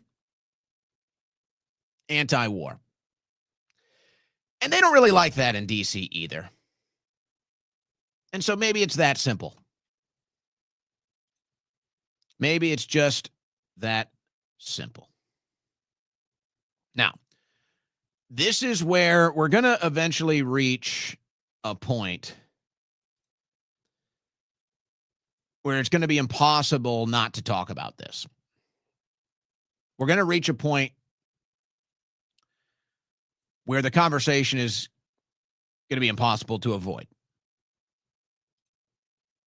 New FBI files reveal Jack Smith targeted the entire political apparatus, spark calls for Judge Boasberg's impeachment. So Boasberg was cooperating with Smith, and then Boasberg was running his own kind of silence, let's say, campaign, chilling effect campaign, trying to make sure that whoever was in the know about this spying, whoever was in the know about this political persecution, Boasberg was kind of the delivery boy to tell them, hey, keep this secret. We can't let this get to the public. And the way he was presenting it is that, Republicans are traitors and anybody that supports Trump is a foreign agent. And so therefore we cannot, this has to be basically all secret. This has to all be secret, and it may be even illegal, but we're doing it to protect the country is what they were basically telling people behind the scenes. So now this is all coming out. Now the Republicans have been calling for impeachment of Boasberg and other judges for months. Are they impeached yet?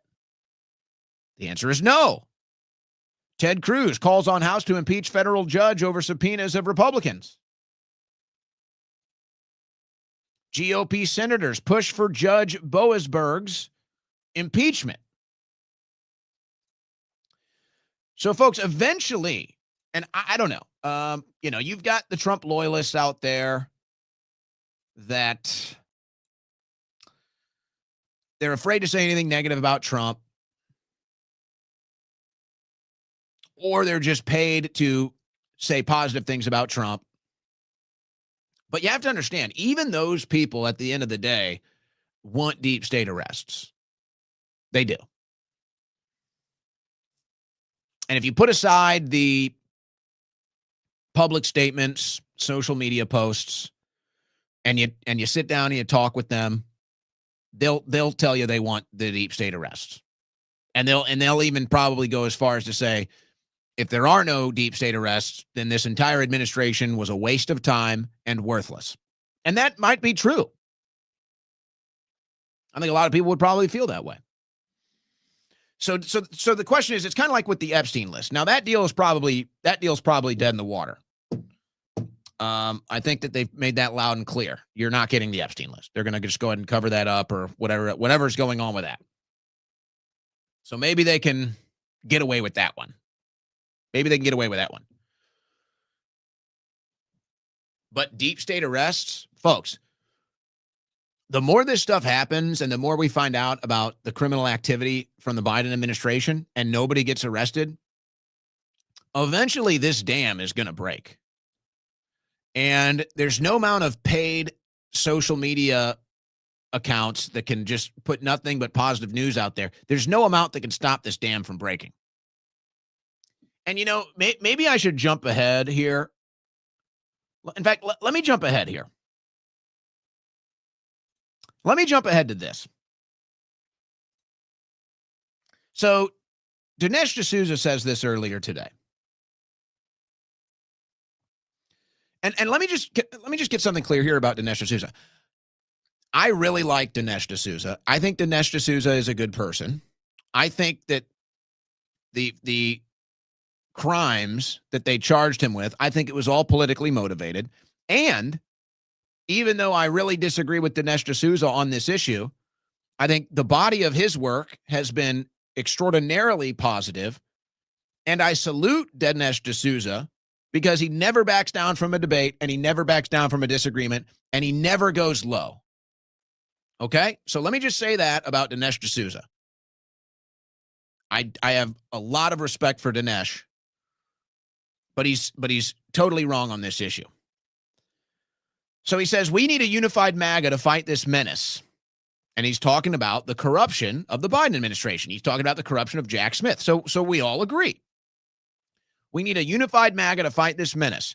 Do you expect conservative Jews and Christians who love Israel and Republicans who want nothing to do with anti-Semitism to simply say, no worries, we'll team up with Tucker and Fuentes to take on the left who created this divide? Now, I responded to this. I can read my response, but and then Dinesh D'Souza responded to me. Again, because he does talk. He doesn't shy away when I disagree with him. And he's debated Nick Fuentes.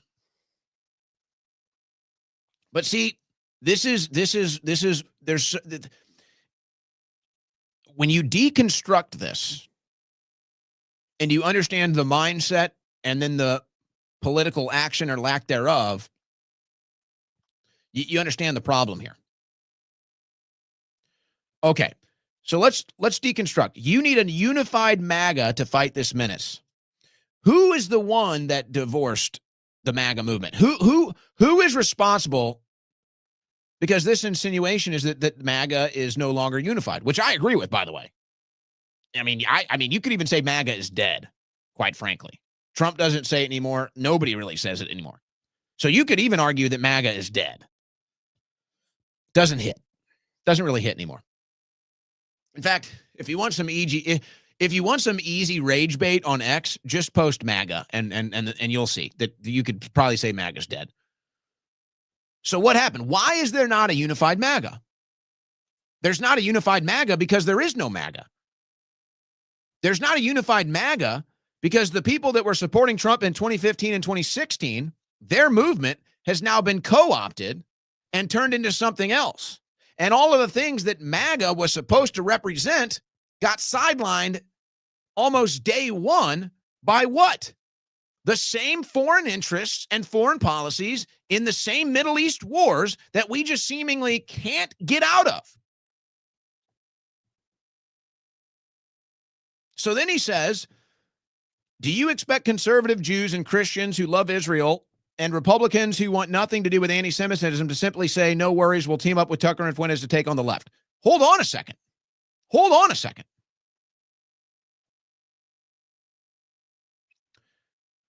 You just said it, Dinesh, and you don't even realize it.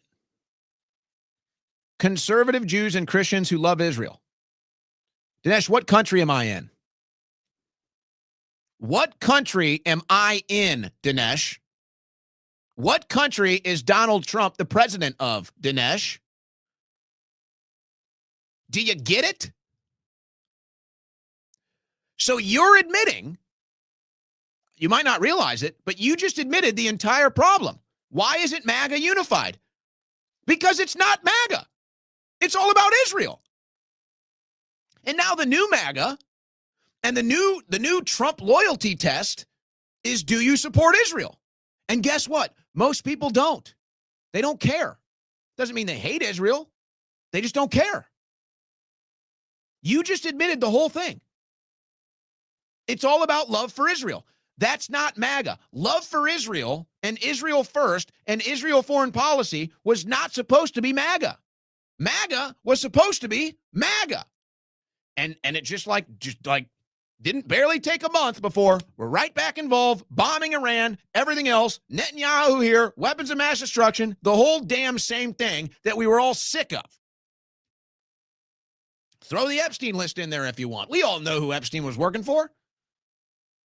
And so there it is. So wait a second. So Dinesh, you just admitted right there, it's all about love for Israel. And if you don't pass the test of love for Israel, then you don't count. You're out of the picture. You're not MAGA anymore. You just admitted it. So who created that divide, Dinesh? And they say, so he says, we'll team up with Tucker and Fuentes to take on the left. Dinesh, we're not talking about taking on the left, are we? We're talking about taking on Iran. We're talking about taking on the Muslim Brotherhood. We're talking about taking on Islam. We're not talking about taking on the left anymore, Dinesh. Do you see the problem here?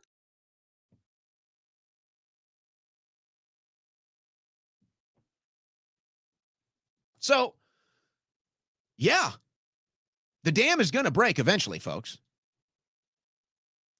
Either this administration and the Republican Party is going to prioritize taking on the left and arresting the deep state, or not. Or not. But you know who has stayed committed to that? Tucker Carlson and Nick Fuentes. That's never changed. What changed? Israel being the priority. That's what's changed. But because Tucker Carlson and Nick Fuentes won't make Israel the priority, they're the problem of why we can't deal with the left. None of this makes logical sense. None of it is make America great again. And at the end of the day, when this dam breaks and there's no deep state arrests, who are you going to blame? You can't put the blame on Fuentes and Carlson. You can't put the blame on the people that you claim are anti-Semites, which aren't, by the way. They're not anti-Semites. They just don't like our foreign policy. And maybe they have an issue with Netanyahu or the Israeli government, which I thought was a perfectly normal thing, but apparently not in this new movement. So what do you mean? So you just admitted the whole problem, Dinesh, is that the new gatekeeping test, the new access test, the new loyalty test is, do you love Israel? And if the answer is no, you're out. So it's not Tucker and Nick that are refusing to team up to take on the left, Dinesh. That's not who it is. It's Tucker and Nick and everyone else that want to prioritize taking on the left, that want to prioritizing arresting the deep state, that want to prioritizing draining the swamp. And now we're sitting here waiting in line because we're dealing with Israel again, and we're dealing with Iran again, and we're dealing with more foreign aid and more foreign wars again. We will work with you, actually. I have no problem in working with all the Israeli loyalists. I have no problem in working with the Israeli lobby. No problem at all to take on the deep state and get deep state arrests and destroy the left politically. In fact, I thought that's what we were going to do. But then no, is it? No, instead it was, you better prioritize Israel, and dealing with the deep state and the left, maybe we'll get to it. But if you're not with us now, then we're not going to do that. And who created that divide? So you're not going to be able to put this on us, folks. You're not going to be able to put this at the feet of Carlson. You're not going to be able to put this at the feet of Fuentes. They were the ones that are told they're out. Fuentes and Carlson are not the ones saying, hey, I don't want to work with you to destroy the left politically and arrest the deep state if you support Israel. No, I don't think they care. But I won't speak for them. I'll speak for myself. I don't like our foreign policy, and I don't like Netanyahu. But I'll tell you right now, all the Israeli lobbyists, all the Israeli loyalists, I have no problem working with them. I have no problem having my differences with them. I'll team up with all of them right now to destroy the left politically. I'll team up with all of them right now to have deep state arrest. I will do it right now. I'll go to the front of the line and I'll put my neck out there again to deal with the corrupted left, to deal with the corrupted Democrat Party. You guys are the ones that don't want to do it. You guys are the ones telling us to wait in line. We are the ones trying to arrest the deep state. We are the ones trying to destroy the left politically. You guys are the ones trying to help Israel out any way you possibly can. That's you guys, not us. So you're not going to be able to put this at our feet. You can try as much as you want, and you can try to name call as much as you want. None of it's going to work. And at the end of the day, when this dam breaks and there's no deep state arrests, do you really think that the people that are frustrated, do you really think the American people are going to look at Tucker Carlson and blame him because there's no deep state arrests? Do you really think the people are going to look at Nick Fuentes and say, geez, Nick, there's no deep state arrests. We didn't drain the swamp. We didn't take on the Democrat criminals. Gosh, Nick, that's your fault, Nick. Trump didn't arrest the deep state. Trump didn't drain the swamp. Trump didn't go after Jack Smith. Trump didn't go after Judge Boasberg. And now the Democrats won the midterms. And now the Democrats won in 2028. Gosh, Nick, it's all Nick Fuentes' fault. Do you really think that's going to work? You're not that delusional, are you? But maybe they are. I actually think they might be that delusional. Because let me find the response from Dinesh here. So I said, this is a swing and a miss at a ball in the dirt, Dinesh. The woke right label people who disagree just like the woke left. It doesn't stick. The majority of people on the right outside of the DC political bubble think more like Fuentes and Carlson than you realize. It's not just them. So he says, prove it. I think you're just pulling your mom's basement dwelling pals. Let me just be clear about one thing. I don't think I have any friends that live with their parents. All right. I just to be clear. Okay. I'm a 36-year-old man. I have a lot of friends. I happen to be a very popular guy in Austin. Got a lot of friends. And I don't think any of them live with their parents, by the way. Okay. So nice try with the insult. That shows you're losing the debate. He then says the vast majority of the GOP is someplace else, and their regard for Tucker is based on the old Tucker, not the new one. Dinesh, I don't know who you hang out with. I don't know who you talk to. Okay? But I have a pretty normal, I would say, maybe robust social life. It's probably not fair to say robust because I really don't have time to do a social life, but I have social activities that I do. So this morning, I was at the gym by 8 o'clock, and then I was in the cafe at 10 o'clock after the gym having a little breakfast. And I talked to probably a dozen people today, people that recognize me, people that I know. And I'm telling you right now, Dinesh, nobody thinks like you. None of them. None of them. So you say, prove it. Dinesh, I live in the real world. I talk to people. I have a relatively normie lifestyle. I go to breakfast. I go to bars. I go to restaurants. I go to sporting games. I go to concerts. I go to parties. I talk to normal people. I live in reality. I don't live in a DC bubble. I don't live in a political bubble. What do you mean, prove it? The real world is proof, Dinesh. I live in the real world. I don't know what world you live in. I don't know about your social life. I'm telling you, nobody thinks like you. And you can say, oh, it's basement dwellers. You're deluding yourself. You're deluding yourself. I talk to people that own businesses. I talk to people that are extremely successful, by the way, in Austin. I talk to professional athletes. Nobody thinks like you, Dinesh. What do you mean polls? I live in the real world. But what's even crazier, this is what's even crazier.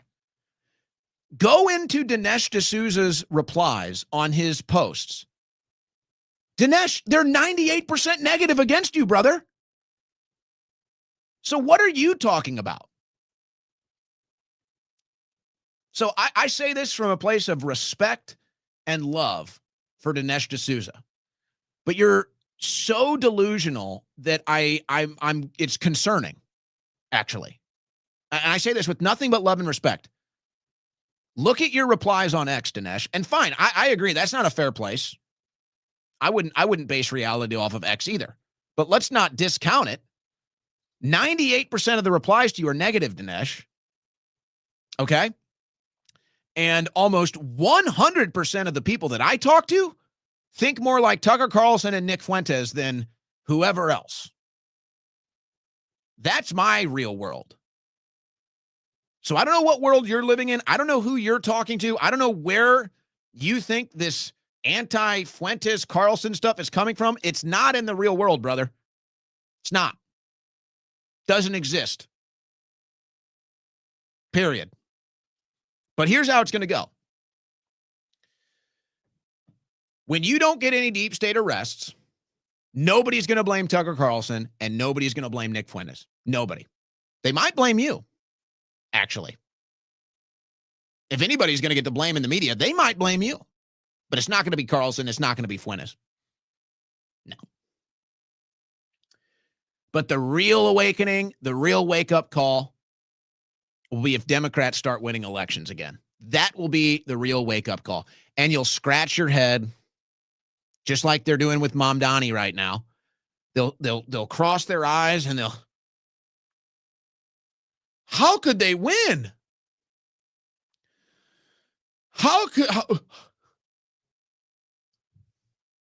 Because you just don't get it. You refuse to live in reality. You refuse to be honest about what the Trump voting base actually wants and what they're actually getting. So, no. If this administration does not result in deep state arrests, if this administration does not result in draining the swamp, if this administration does not result in all of Epstein's clients being exposed and imprisoned, if this administration does not result in the military-industrial complex being crippled, they're not going to blame Carlson. They're not going to blame Fuentes. They won't even think of their names, won't even come to the top of their head. And then the Democrats are going to take back political power, and then they're going to come after you again. And I know you've been through it before, Dinesh, so I know you know what it's like. But most of the people on your side have no idea what it's like because they're not a fighter like you, Dinesh. I know you're a fighter. But most of the people on your side, they're not fighters like you, Dinesh. They're going to go hide in a hole. They're going to be gone.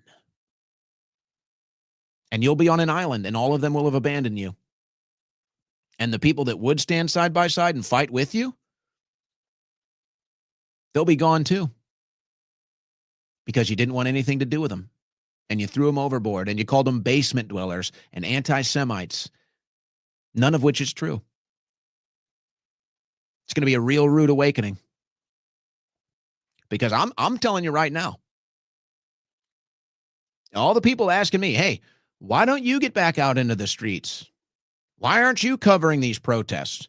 Why aren't you out there mucking it up again? Folks, isn't it obvious? It's not even about me. I mean, I could sit here and easily make the case that I think I've done enough in the streets in the last 10 years. I could make the case that I've done enough in the last 10 years with all the persecution and the punishment that I've taken for my politics, but I don't care. I would gladly do it tomorrow. I'd gladly stick my neck right back out there tomorrow if I thought this movement was actually going to benefit me. Then I'd gladly step right to that front of the line again. But clearly it's not. So why would I? Why would I go back out there? And why would I stick my neck out there and risk my life for a movement that's going to throw me overboard the minute they get political power? Why would I do that? Say, because it's for the country. It's not helping the country.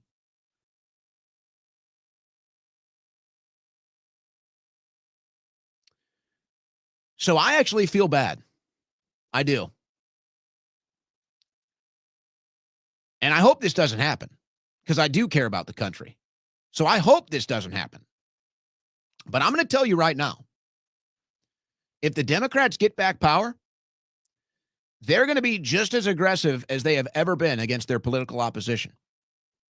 And all the people that you think are friendly to you, and all the people that are all of a sudden the biggest Trumpers out there, not a single one of them will step foot in the streets. Not a single one of them will stick their neck out there. Not a single one of them would dare enter the arena if there was a potential of any loss involved. None of them are fighters. Trust me, I know. I was in the arena. I was there in 2015, 16, 17, 18, 2020, 2021, jail in 2022. None of them were there, Dinesh. None of them. None of them. They're not going to be there, Dinesh. And the Democrats are going to come just as hard as ever. And they're going to look at the people like me that have been in the streets, and they're going to look at the people like Fuentes that have been in the streets. And they're going to say, where are you? I'm going to say, what do you mean, where am I? What do you mean, where am I? You want me to go out there and fight for you that threw me overboard? Huh. Good luck. They'll all be gone. They'll all disappear. Oh, they're loud now. Oh, they're strong now. Oh, they're fighters now. As soon as the political power is gone, they will be too. Gone. I don't want to see that. But that's how it's going to go. And they're not going to blame me. It's not going to be my fault. But that's how it's going to go. And there's going to be a lot of people in for a rude awakening. A real rude awakening. And I guess I would close it out like this. I'll close it out like this. I got a couple other things on this topic, but I'll close it out like this. You know, I talked to a lot of January 6ers. I won't get too specific. Talked to some last night. But I talked to a lot of January 6ers. And the vast majority of them sound exactly like me. Okay? So these are the people that have suffered. These are the people that have actually paid the price. These are the people that have actually gambled with their own life, their own treasure to fight for this country. And now they're the ones being put in the back of the bus. They're the ones being told to get in the back of the line. And they're not happy about it, Dinesh. They're not happy. And they don't like where this administration is going. But these are the fighters.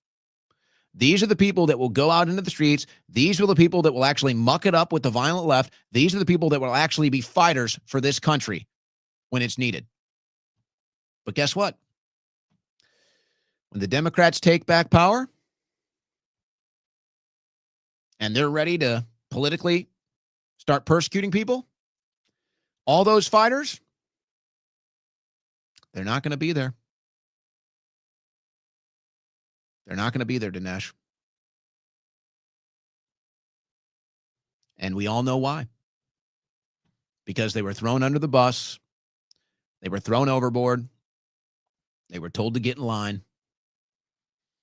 So they're out. They're out.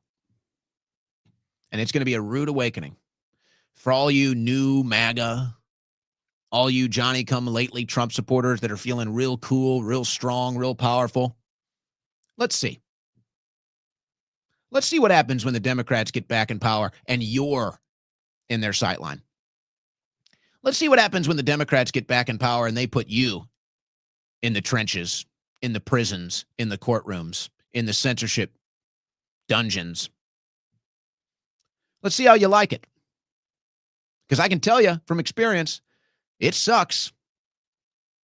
And all the people that were willing to do it for God and for country, they're not going to do it for you because you never did it for us. And that's the bottom line. You're listening to the Owen Report on the Win Network.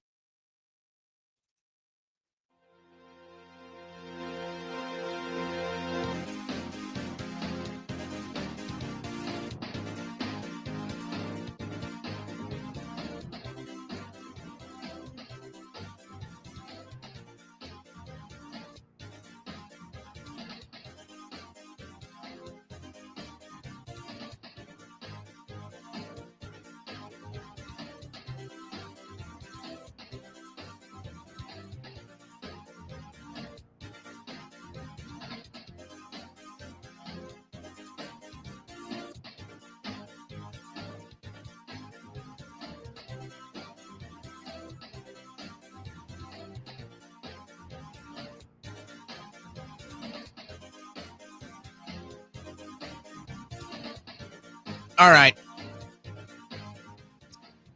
Third and final hour of today's Owen Report. Maybe is that a little heavy? Do we need to lighten it up? I don't know. I got other news on this. We got a little long-winded there. But I do have other news on this. We may decide to go there. We may decide to open the phone lines. I really do enjoy taking the calls after I kind of get a little hot and heavy like that. It's nice to just kind of open the phone lines, let you guys respond to that. You know, we opened the phone lines yesterday, and we had a caller call in about his Cove Pure countertop reverse osmosis water filter right now, available at a discount when you use covepure.com/Owen, covepure.com/Owen. You can get the Cove Pure CP16 water filter for a huge discount. And he called in and he was extremely thrilled. His family was extremely thrilled. You will be too. Find out for yourself. Don't take my word for it. Don't take the caller's word for it. Find out for yourself. Go to covepure.com/Owen and you'll find out why we're so happy with this water filter. And I know it's like, there's no way. There's no way the water is that much better. There's no way that you can taste the difference. Oh, yes, you can. Yes, you absolutely can. I have no doubt if you lined up 5 glasses of water, I can tell you which one was from the Cove Pure water filter. I have no doubt about it. Now, the great thing about this system is it's not just a water filtration system. It's like in the future. This is like the most high-tech water filtration system that you can get. I love the fact that this is actually, I did an instant coffee. This is actually instant coffee. I put my instant coffee in the bottom of the cup, and then I just got my scalding hot water out of the Cove Pure water filter. Just one, well, I guess technically 2 buttons. One button, you hit the hot water, and then you push how much water you want to come out, and it's piping hot water. My instant coffee melts, ready to go. Takes 20 seconds. So very convenient for that. If you want cold water, it'll give you ice cold water. You don't even need an ice cube. It'll give you ice cold water right there, push of a button. So that's how high tech this thing is. Now, the other thing about water filters, especially when you talk about reverse osmosis water filter, and this is again what separates the Cove Pure water filter. A lot of them, you filter the water and it gets rid of the pH balance, the alkaline, the stuff that's normally in the water that's good. When you do reverse osmosis, it basically gets rid of that stuff. This does reverse osmosis and then realkalizes the water.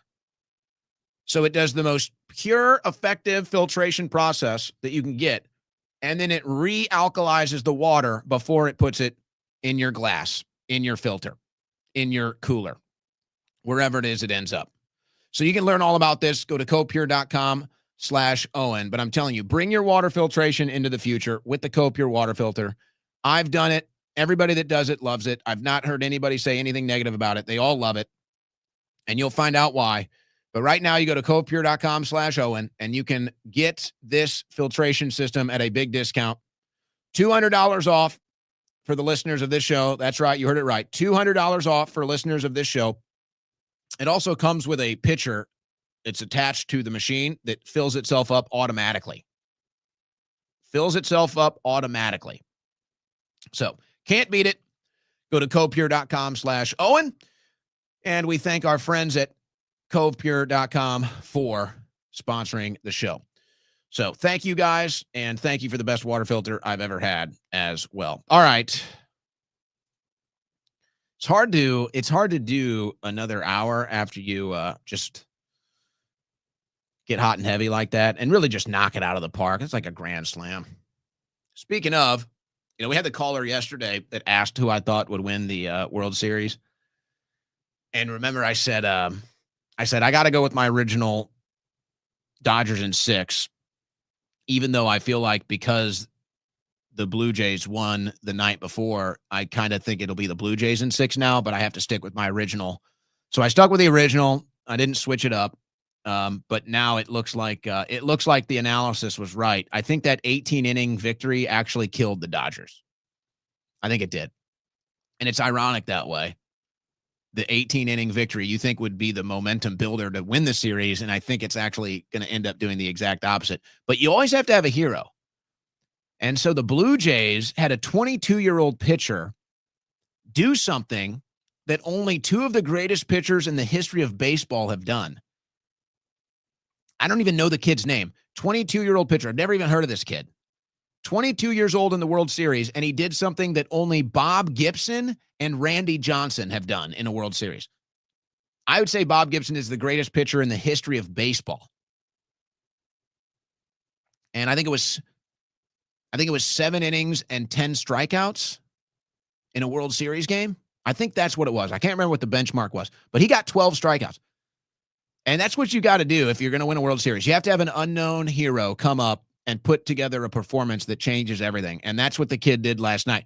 Now, my problem is the Dodgers are kind of the evil empire in baseball now. And I'll leave it at that. And I actually, if you're a Dodgers fan, then good for you. And I do mean that. If you're a Dodgers fan, good for you. I don't know if there's a better team to be a fan of right now in baseball than the Dodgers. Probably the best it gets. The Dodgers do a great job with everything. They buy the best talent in baseball. And then I think they do the best ball game presentation where you're not hearing blaring, obnoxious music the whole time. They're actually on the organ still. So it's just like, man, I give credit to the Dodgers. They're the evil empire, and, they've been a rival of my hometown team for years, but I give credit where credit's due. Probably the best time to be a Dodgers fan as ever, but they are kind of the evil empire. But I'm torn because I don't want a Canadian team to win the World Series. I'm an American. I don't want these Canucks in Toronto to celebrate a World Series victory. I don't want that. I want the World Series to stay in America, even if it is in Los Angeles. So I'm torn. But now I think now it probably will go 7 games. I'd be shocked if the Dodgers didn't force this into a game 7, but who knows? Maybe that 18 inning victory just crushed them. Maybe that's how it went. All right. Do we want to go back into this topic? You know what? Let me go into this. Let me maybe just loosen it up a little bit, though. So you had Katie Miller. And by the way, I think Stephen Miller is one of the best in the Trump administration. And I also like Katie, his wife, too. And she gets a little more into the opinionated, and she hosts a podcast. So she gets a little more into the opinionated stuff. And so whatever, props to her, love her or hate her for her opinion, but she does it. She goes into those waters. And she's on Piers Morgan. Now, I know people are going to want me to react to what she says here, but there's going to be a little twist. I'm going to have a little twist on this. We're going to have a little different take on what goes down in this little debate with Katie Miller and Cenk Uygur. But it's kind of hard because they're yelling. But basically, it sounds like she's threatening to deport Cenk because he's an immigrant. So listen to this. Hold on. Right. Hold on. So You better what check your happened in the citizenship Holocaust and application all and the hope everything was pogroms, and legally all the and correct. pogroms were You'll be disgusting. just like Ilhan That Omar doesn't coming mean in. that Israel. That's Hold fair. on. Right. Hold on. So You better what check your happened in the citizenship Holocaust and application all and the hope pogroms everything was and legally all the and correct. pogroms. So, okay, obviously, Cenk Uygur, very anti-Israel. Katie Miller, very pro-Israel. I would imagine Stephen Miller might be pro-Israel too. I don't know. He doesn't really make a big fuss about it. Stephen Miller, to me, from my perspective, Stephen Miller is just like, he just throws nothing but 110 mile per hour fastballs right down the plate in American politics. So he might be very pro-Israel. I don't know. He doesn't really go out on that limb too much. Katie does. But okay, so, there's the attitude of, if you don't support Israel, we're going to deport you. But put that aside. Because this is actually what I took out of this. And I noticed, again, most people are like, oh, look, it's a Jew threatening to deport somebody for not supporting Israel again. It's like, that's kind of the angle most people took, which I just look at it. It's a political debate. I don't take political debates personally. It's a political debate. She had her part. Cenk had her part. I'm not throwing any flags on that. I'm not throwing any flags. Heated political debate, all fine as far as I'm concerned. This is what I take out of it. You see, when the left gets into political power, they use it. They use their political power. They do. Many of us have felt the force of it, even. The left gets into political power, and they use that power. They use it. And you know what? So do the Zionists. Oh, yeah. Absolutely. And this is another connection between the woke left and the woke right. But they use their power. You can't deny it. The people that are loyal to Israel and the people that love Israel that get into political power, they use it to benefit Israel. So I don't blame them for that. I always tip my cap. I say, yeah, they do it. But you know who never does? You know who never seems to use their political power to actually do what needs to be done? Conservatives. Republicans. They never do. Just look at this administration as the total case in point. We got strikes on Iran. We got regime change in Syria. We're carving up land in 5 different countries to give it to Israel. We got more military and financial aid to Israel. So, hey, the Zionists got in there. They got what they wanted. They got the political power, and they got what they wanted out of it. Hey, good for you. I wish I could do that. I wish conservatives would do that. I wish Republicans would do that. What do conservatives want? What do Republican voters want? What do America First patriots want? What do MAGA Trump supporters want? They want deep state arrests. None. They want to drain the swamp. Not drained. They want the Epstein list. Not getting it. It's a hoax now. Isn't it amazing? Isn't it amazing? It's like the only group. And honestly, it probably, if you could point to a cause or answer the question of why, it's probably because conservatives are actually if there is a morally superior group of people politically, it is conservatives. If such a thing exists of moral superiority in the political spectrum, conservatives are at the top of that totem pole. 100%. But ironically, that's their ultimate problem. And that's why ultimately conservatives never get anything done politically. And they never get any of the things that they want politically because they are just too good. They're just too good to do it. The left's morals, I don't even know if they have any. The Zionist morals is whatever it is to support Israel, everything is fair game. Kill 100,000 Palestinians, whatever, it's in support of Israel, fair game. So I just give credit. I give credit. I'm in the game. I'm playing the game. And I look at the people that are in the game that get things done. I say, good job. You know? If I play a baseball game and I'm a pitcher and I'm pitching against a hitter and he hits 2 home runs after me, and after the game I say, hey, shake his hand, say, good game, got 2 home runs off me, you beat me today. So I give him credit. The left gets into power, they get what they want. They don't have the morals. The Zionists get into power, whatever they want. More money for Israel, more war for it, whatever it is, they get what they want. But conservatives and Christians and Republican voters and America First and everything, it's like we get into power and there's just nothing there. Just dead on arrival. Nobody wants to do anything. Nobody gets anything done. Everybody else gets prioritized. And then, time's up. Sorry, you didn't get anything. So it's like a catch-22.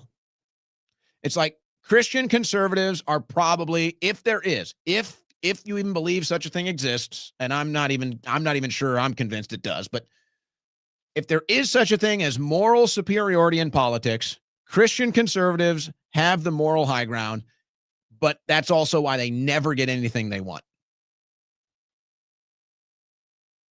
Because they're too good. They're too nice. They don't want to impose their will.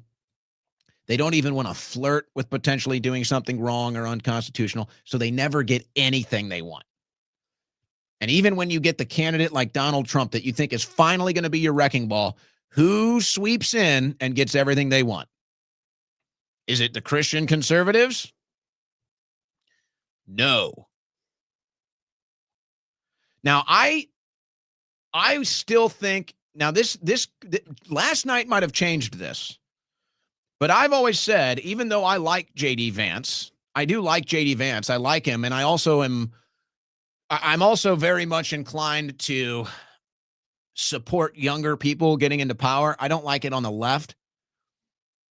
It's like I wouldn't support a young communist getting in there, but like there's part of me that's just like, man, we need to get these boomers. We got to get these people out. They just suck. I'm sorry. I love all you boomers out there. I love you all. And I don't do the generational warfare and I don't make the blanket statements. I know a lot of you listen and call. I love you. We're all in the same mindset. All right. But I can't help it. Part of my political inclination now is like, if you're over 50 years old, I want you out. I want you out. We need fresh ideas. We need fresh blood. We need a reset of the system. Like you got to go, man. I'm sorry. You guys have had way too much political power and nothing has gone right. Everything's gotten worse. So it's like, I just don't want you guys in. I just want you guys out. Now, I'd rather have a Rand Paul or a Ron Johnson than an AOC, obviously. But what I'm saying is, I like the fact that Vance is young. But last night, I think it was the best J.D. Vance has been as vice president last night. And he was at a TPUSA event at Ole Miss. And he stood up there and took questions from the audience for like over an hour, uncensored. And I was stunned because I'm like, there's no way. I'm like, there's no way they're going to let him take uncensored, unfettered questions, right? It's the vice president. It's way too big. There's no way. He did it. He took totally uncensored questions from the audience. And he took the tough ones, folks, and he didn't shy away. You might not have liked his answer, but he took them. He took the tough questions on Palantir. He took the tough questions on Israel. He took tough questions even directly about Marian Adelson. He did it. And you may have liked his answers. You might not have, but he went up there and he took them. And I think he spoke for the most part from his heart.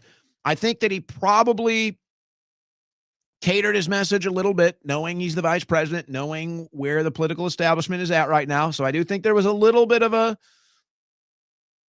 catered delivery.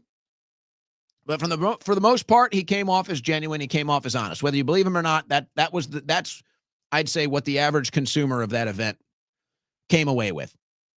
It was the best he's looked as VP. Now, depending on the results of the administration, I'm still of the mindset where things stand now. Nobody from the Trump administration is going to be electable. I still believe that, including J.D. Vance and including even after last night.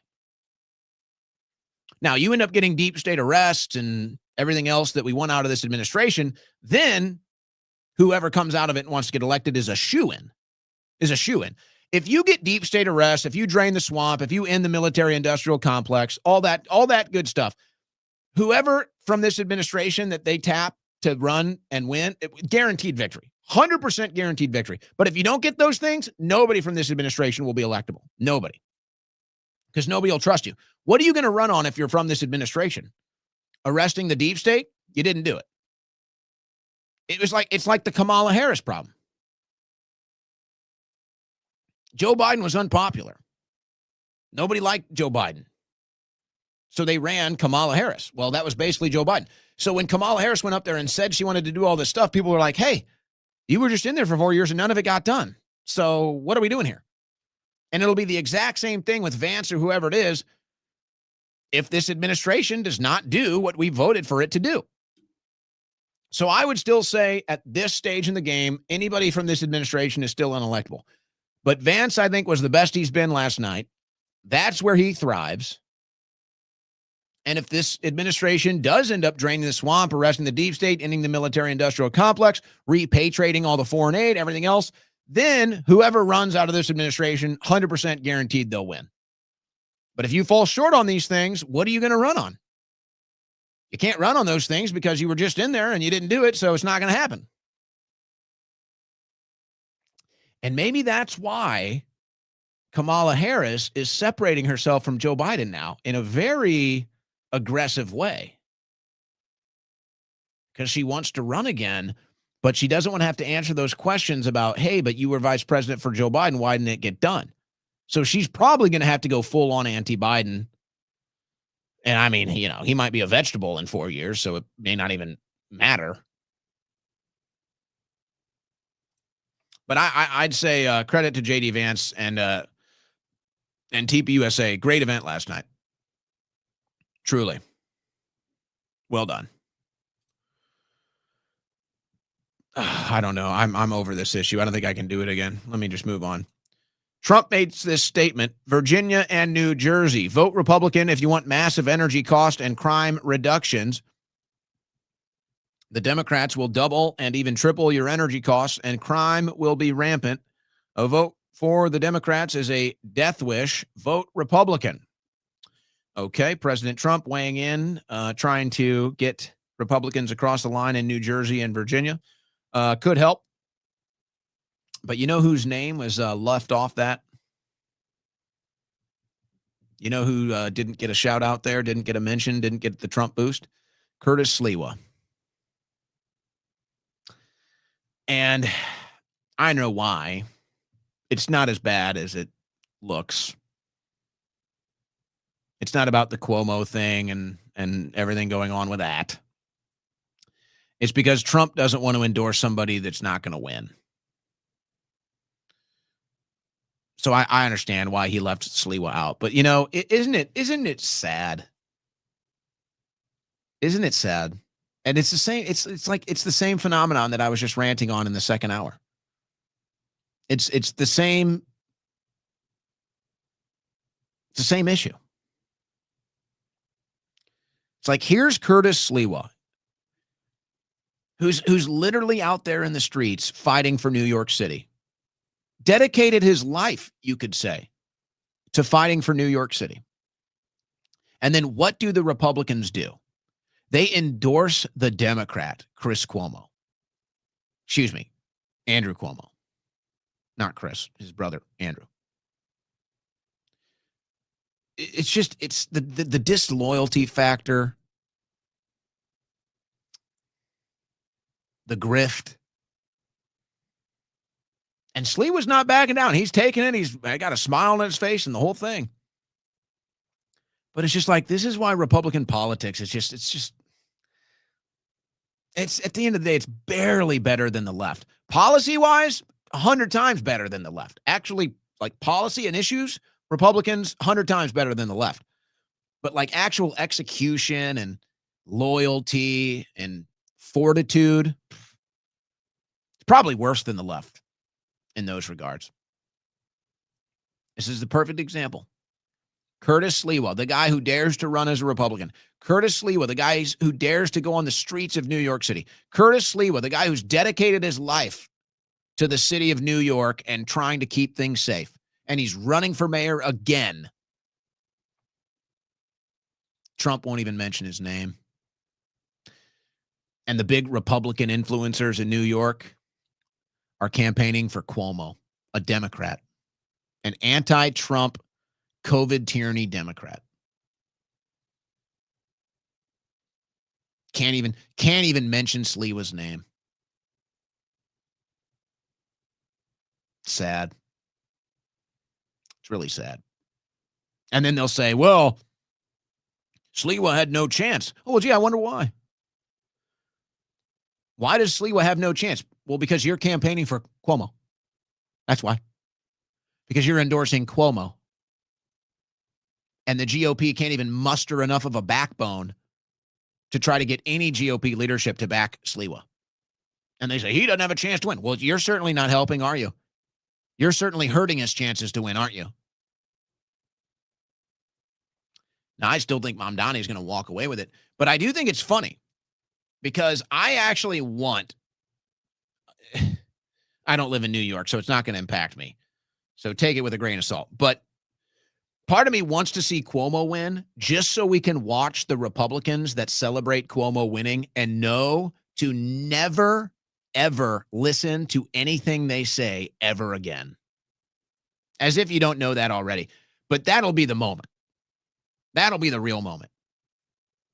I want to see all of the grifters, all of the frauds celebrate should Cuomo win. I want to watch it. I want to watch all you phonies out there, you fake conservatives, you fake Republicans, all you grifting political trash. I want to watch you celebrate Cuomo win, and I want everybody to watch it. I want everybody to see who you really are. So for that reason, I kind of want to see Cuomo win. Just so you can finally have that moment of exposure and everybody can say, huh, you're not a Republican, are you? Huh, you're not a conservative, are you? You're a sellout. You're a grifter. Thank you for letting us know. Marjorie Taylor Greene is apparently going to go on The View. This should be interesting, should it work out. The View sets Marjorie Taylor Greene as guest after co-hosts call for more Republicans on the show. The Republican Congresswoman will visit the ABC talk show on Tuesday. Now, look, I'm going to tell you something, and maybe I can go to The View, actually. I was not going to go to this clip because I just want to move on from the subject, but I guess I could go back from it now. So they're going to try to get her on. And I'm going to tell you how this is going to go and what the results will be should it happen. And this is going to cause such a panic. This is going to cause such a reaction. It's going to blow your mind. It will blow your mind. Because what's going to happen if Marjorie Taylor Greene goes on there is eventually they're going to go into the Israel subject.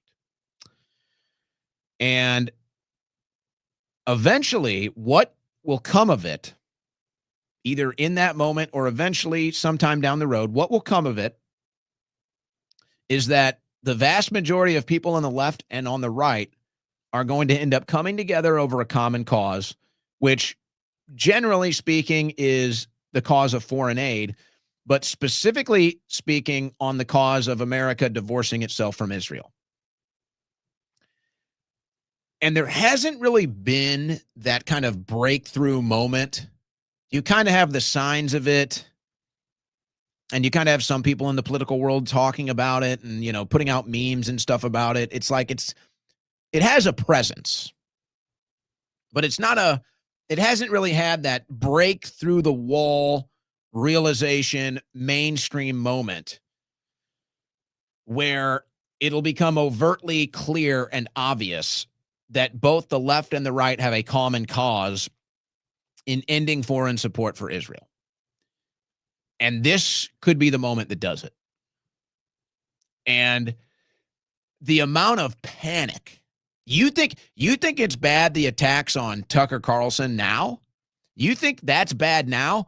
If this happens, wait till you see what they do to Marjorie Taylor Greene. It will be more panicked. It will be a more vitriolic response than to anything Tucker Carlson or Dave Smith or Nick Fuentes have ever done or said, because at the end of the day, this is what's clear. There is a very powerful political body that has a ton of money and a ton of influence, but not a ton of people. It's a very small group of people, but they have a ton of money and a ton of influence, and their number one political cause is Israel. This is not a secret. Trump says it directly, even with people like Marion Adelson. So it's not even a secret. It's very public. But they still kind of have this aspersion cast on the American people that, no, it's popular and everybody likes it and it's the good thing. So it's not really just quite clear what – there's a lot of fog over the issue right now. But when and if that happens, the amount of attack that Marjorie Taylor Greene is about to endure will be unlike anything you've ever seen. Because the Americans, whose number one political cause is Israel, which everybody can see it now, they will be forced to come out and attack in unison unlike anything you've ever seen. And it's hard for me to really get a grasp on it. It's like, I can understand why a Jewish American would love Israel. I could understand that. You know, I can't relate to that, and I don't like that as a let's say a policy approach, that because you have a loyalty to Israel, that becomes an American policy, but that's the reality of the situation. And so, hey, fine. You're an American Jew, you love Israel, you have loyalty to Israel. All right, that's your thing. It's not my thing. That's not the majority of Americans' thing, but that's the thing. Okay. But see, what is becoming clear, specifically on the right, what has become clear is that at the end of the day, the issue of Israel and America supporting Israel is actually more important than any other issue to this political body. They will sacrifice anything. They would drop, if you could make abortion legal, but promise that America would always support Israel till the end of time, every single one of these people would accept that. Every single one. And so that's why this whole thing, what people are realizing, is like, hey, gee, why don't they like America first? Well, because America first means no Israel. So what? Well, why does that bother you? Well, that's because Israel is your number one issue. If Marjorie Taylor Greene goes on The View and they go there and they have a moment of unity, watch out. This thing is going to blow up. And you will never see a more coordinated, vicious attack in American politics than what Marjorie Taylor Greene is about to endure. You've seen the worst probably aimed at Tucker Carlson, maybe Dave Smith, maybe Nick Fuentes. Combine all of that, and that will be what Marjorie Taylor Greene gets should it go down like that. And she, if anybody would be the one to do it, it would be her. It would be her. Now, all right, let me play this clip, because I think this is from The View. Cynthia something, I think, is this woman's name. Famous actress. I believe this is from The View. Now, again, you can listen to what she says. You can take what she says and listen to what she says and like it or not. I'm going to have a completely different angle, because, again, it's one of those things where I see everybody, they consume a piece of media and they kind of all have this response to what they're saying, and they're missing an alternative angle. So I'm going to provide you an alternative angle on this, but I'm going to play the clip so that I can have the best approach here. But so here's this clip. She can speak for herself, this actress. And so you can like what she's saying or not. It doesn't really make any difference to me, quite frankly. She is a liberal. So you can listen to what she says, put whatever stake you want in what she says. But I'm gonna have a different approach to this. Once we finish this clip, I'm gonna have a different approach to this that I'm not really hearing anybody else taking. So just listen to this quickly from The View. Listen to what she says, and then you're going to hear a different take on this than I think anybody else out there. I am the mother of 2 Jewish children, whose grandparents are Holocaust survivors. And my oldest son in particular, he really has been reaching out to my wife and I and asking us, imploring us really, to say, use your voice to affirm as loudly as you can that never again means never again for anyone. We've seen the deaths of over 16,000 civilians, Palestinians in Gaza, which include over 7,000 children. And to put that in some kind of a context, that is more civilians than were killed by the US and its allies in almost 20 years of war in Afghanistan. And the images coming out of Gaza, the children who have no water, who have no food, who have no homes, who have no shelter of any kind, weeping over the bodies of their slain parents. We need a permanent ceasefire right now. I think this is really a moment for moral clarity. And I think we need to look into our hearts and ask ourselves, do Palestinian children deserve the same safety as all other children do? And that's true in Ukraine also. And of course, the answer is, I would hope, yes, they do. We'll say this one thing, that the amount of children who have been killed, Palestinian children who have been killed, is now twice as many children as were killed across 24 war zones in all of last year, in just 8 weeks. These are not regular human casualties. This is off the charts. Okay. Now, again, I'm not even really going to comment on what she says. You can agree, disagree, whatever. I'm not here to comment on what she actually says. Here's what I'm here to comment on. Here's the angle I'm taking. All right. So that's a liberal actress. I think her name is Cynthia something. I forget it. But you know, liberal actress, leftist actress, whatever, Democrat actress. Okay. So people will hear that, and instead of actually listening to what she says, which I don't know, again, I'm not here to comment on what she says, but can you disagree with anything she says? Is there anything that she says there? If you just isolate what she says there, you don't know who says it. Can you really disagree with anything she says? Is anything she said really bad? Or is that kind of like, yeah, that's kind of a universal thing that most people should agree with? Here's what I'm saying. And this is where the right wing is really, really in a bad place. Some of them. People will hear that and they'll say, oh, she's a liberal, so I'm just going to reject it. Or they'll hear that and say, oh, she's a liberal, so I'm just going to take the opposite response. And this has been the approach on this issue specifically for such a long time on the right. And that's why one of the first waves of attacks that you get, it's kind of dead now, but it used to be the first wave, and it's kind of, you still kind of see it every once in a while. But the first wave is, oh, you're just like the left. So it used to be, and you still kind of see it. If you say something like, hey, I don't support Netanyahu. Oh, you're just like the left. If you say, hey, I don't want to have any foreign aid or funding for Israel or their military. Oh, you sound like a leftist. You're just a liberal. That's what you call the tail wagging the dog.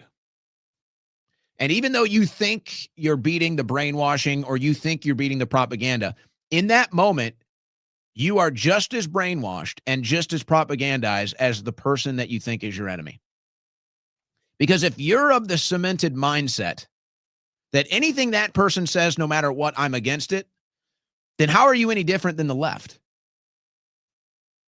And people like to make the joke and they say, if Trump says air is bad, then liberals will put a bag over their head and suffocate.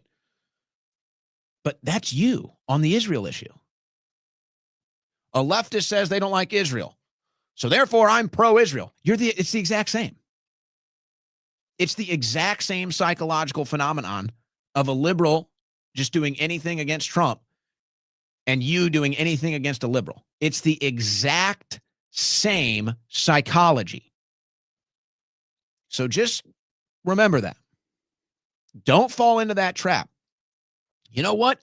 Maybe a liberal might be right about something every once in a while. Maybe a Democrat might be right about something every once in a while. I don't know. Maybe don't jump to any conclusion. Do not be brainwashed. Do not have a closed mind. Do not have a cemented mind. Again, agree or disagree, whatever she says, I don't care. But you see it all the time. Oh, well, the left doesn't like Israel, so therefore the right has to support Israel. You are no different than the liberal that goes and puts a plastic bag over their head because Trump said air is good. You are no different. You have the exact same psychology politically. So just know that. All right. You know, we're probably... Oh my gosh, I got more on this issue too. I guess we'll just do it. We'll just go ahead and do it. I'm sick of talking about it myself, but it's on the desk anyway. Boomers want to axe property taxes. Millennials and Gen Z would pay for it. I'm sorry, what? I'm sorry, what? From Business Insider? Boomers want to cut property taxes? Excuse me. Since when are boomers cutting property taxes? Show me any tax cuts under the age of the boomers. Taxes have only gone up under the age of the boomers. It's the young people that want to cut taxes. Is Ron DeSantis a boomer? Ron DeSantis is a Gen Xer, if I'm not mistaken. DeSantis is the only one leading the way to cut property taxes. What do you mean the boomers? No, but where's the boomer movement to cut taxes? So I don't know what that's about. But yeah, okay, I'm all for cutting property taxes. I don't care who does it. Let's get that done. That'd be nice. Here's a big win for Trump. Here's a huge win for Trump today. U.S. caps refugee admissions at 7,500, prioritizing South Africans. Now, Bloomberg loves to throw in that they're white, so they can make some race argument here. The original cap was like... I think it was like 30,000 or something, or it might have been more than that. What was the original cap? Let me see if I can find it real quick. They're blocking me out of the story because I'm not a damn subscriber. But I have a screenshot here on my phone. Hold on a second. Oh, that's an interesting message in my inbox there. Okay, that should be interesting. Can't wait to open that. I'm sorry. It was 125,000. Okay. So we had a cap of 125,000 refugees per year. Trump just cut it to 7,500. Huge victory. Great job. Great job, President Trump. Now, some people might want that at 0, but you know what? There's probably some people that really could come here and need to come here and can immediately benefit the country, like South African farmers. So great job. This was a policy talked about. Now he's actually done it. 125,000 refugees a year, which were mostly just welfare recipients, down to 7,500. And now there are actually people that are going to come here and work and make a living and contribute to the country.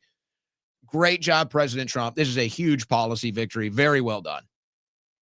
Good job.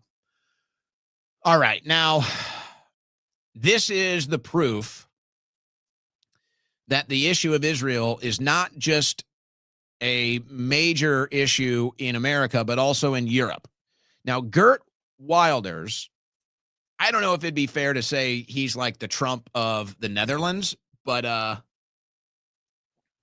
probably the best comparison you can make. Geert Wilders was basically the Trump of the Netherlands. You know, considered far right, anti-establishment, populist. Kind of comes up, rises to power, gets much popularity. Well, his popularity is tanking now. His popularity is tanking now. Now, right now in this process where Europe is at, or specifically the Netherlands is at, they're like 2 years ahead of us. So like they're kind of going through like what would be Trump's midterms for a second administration. Netherlands is going through that right now with Wilders. So they're just like a year or two ahead of us as far as that's concerned. So take note of this. So Wilders has been wildly popular. And now they're facing major losses. Far-right party suffers big losses in Dutch election. Okay? Folks, this is exactly how it's going to go in the United States over the Israel issue. Geert Wilders is a major supporter of Israel. He's a very public supporter of Israel with his politics on his campaigns, just like Trump. Very popular, populist, very pro-Israel, start to lean into the pro-Israel stuff. And guess what? Now Gert Wilders is losing popularity and his party is losing power. Take note. Take note. Because I still predict the exact same thing is going to happen in America. The exact same thing. And the Republicans that prioritize Israel, they're not going to care. They just endorsed Cuomo. But this is going to happen, folks. This is going to happen. And it's now this is the issue that you're going to get the most hate over. This is the issue that you're going to have the most threats to your life over. This is the most dangerous issue. And when I get off air tonight, I have an interview after the show. I'm going to be talking to Zeb Boykin in about 30 minutes. We got 15 minutes left of the show. I'm going to be interviewing Zeb Boykin. He just did a ballistics report about what it looks like when you shoot a 30-06 through a body. So we're going to really hone in on that tonight with Zeb for about 20 to 30 minutes. But I've been predicting this for years. A lot of these clips that you see of me going viral talking about this exact thing are from years ago, folks. Years ago. The clips where I'm talking about how Israel will lose all support in 2, 3, 4 election cycles, those are from years ago. Now, they don't put dates on them, so it looks like, this guy just said this yesterday. Folks, those clips are from years ago. That was me predicting all of this years ago. And this was the next thing that I said. I said, look, this is not an opinion. This is not my opinion. You know my opinion, but this is not my opinion. I'm just telling you, if we continue to prioritize Israel on the right, you will lose elections. That is not my opinion. I could be the biggest Israel supporter out there. I could have the Israel flag tattooed on my forehead. Okay? This is not my opinion.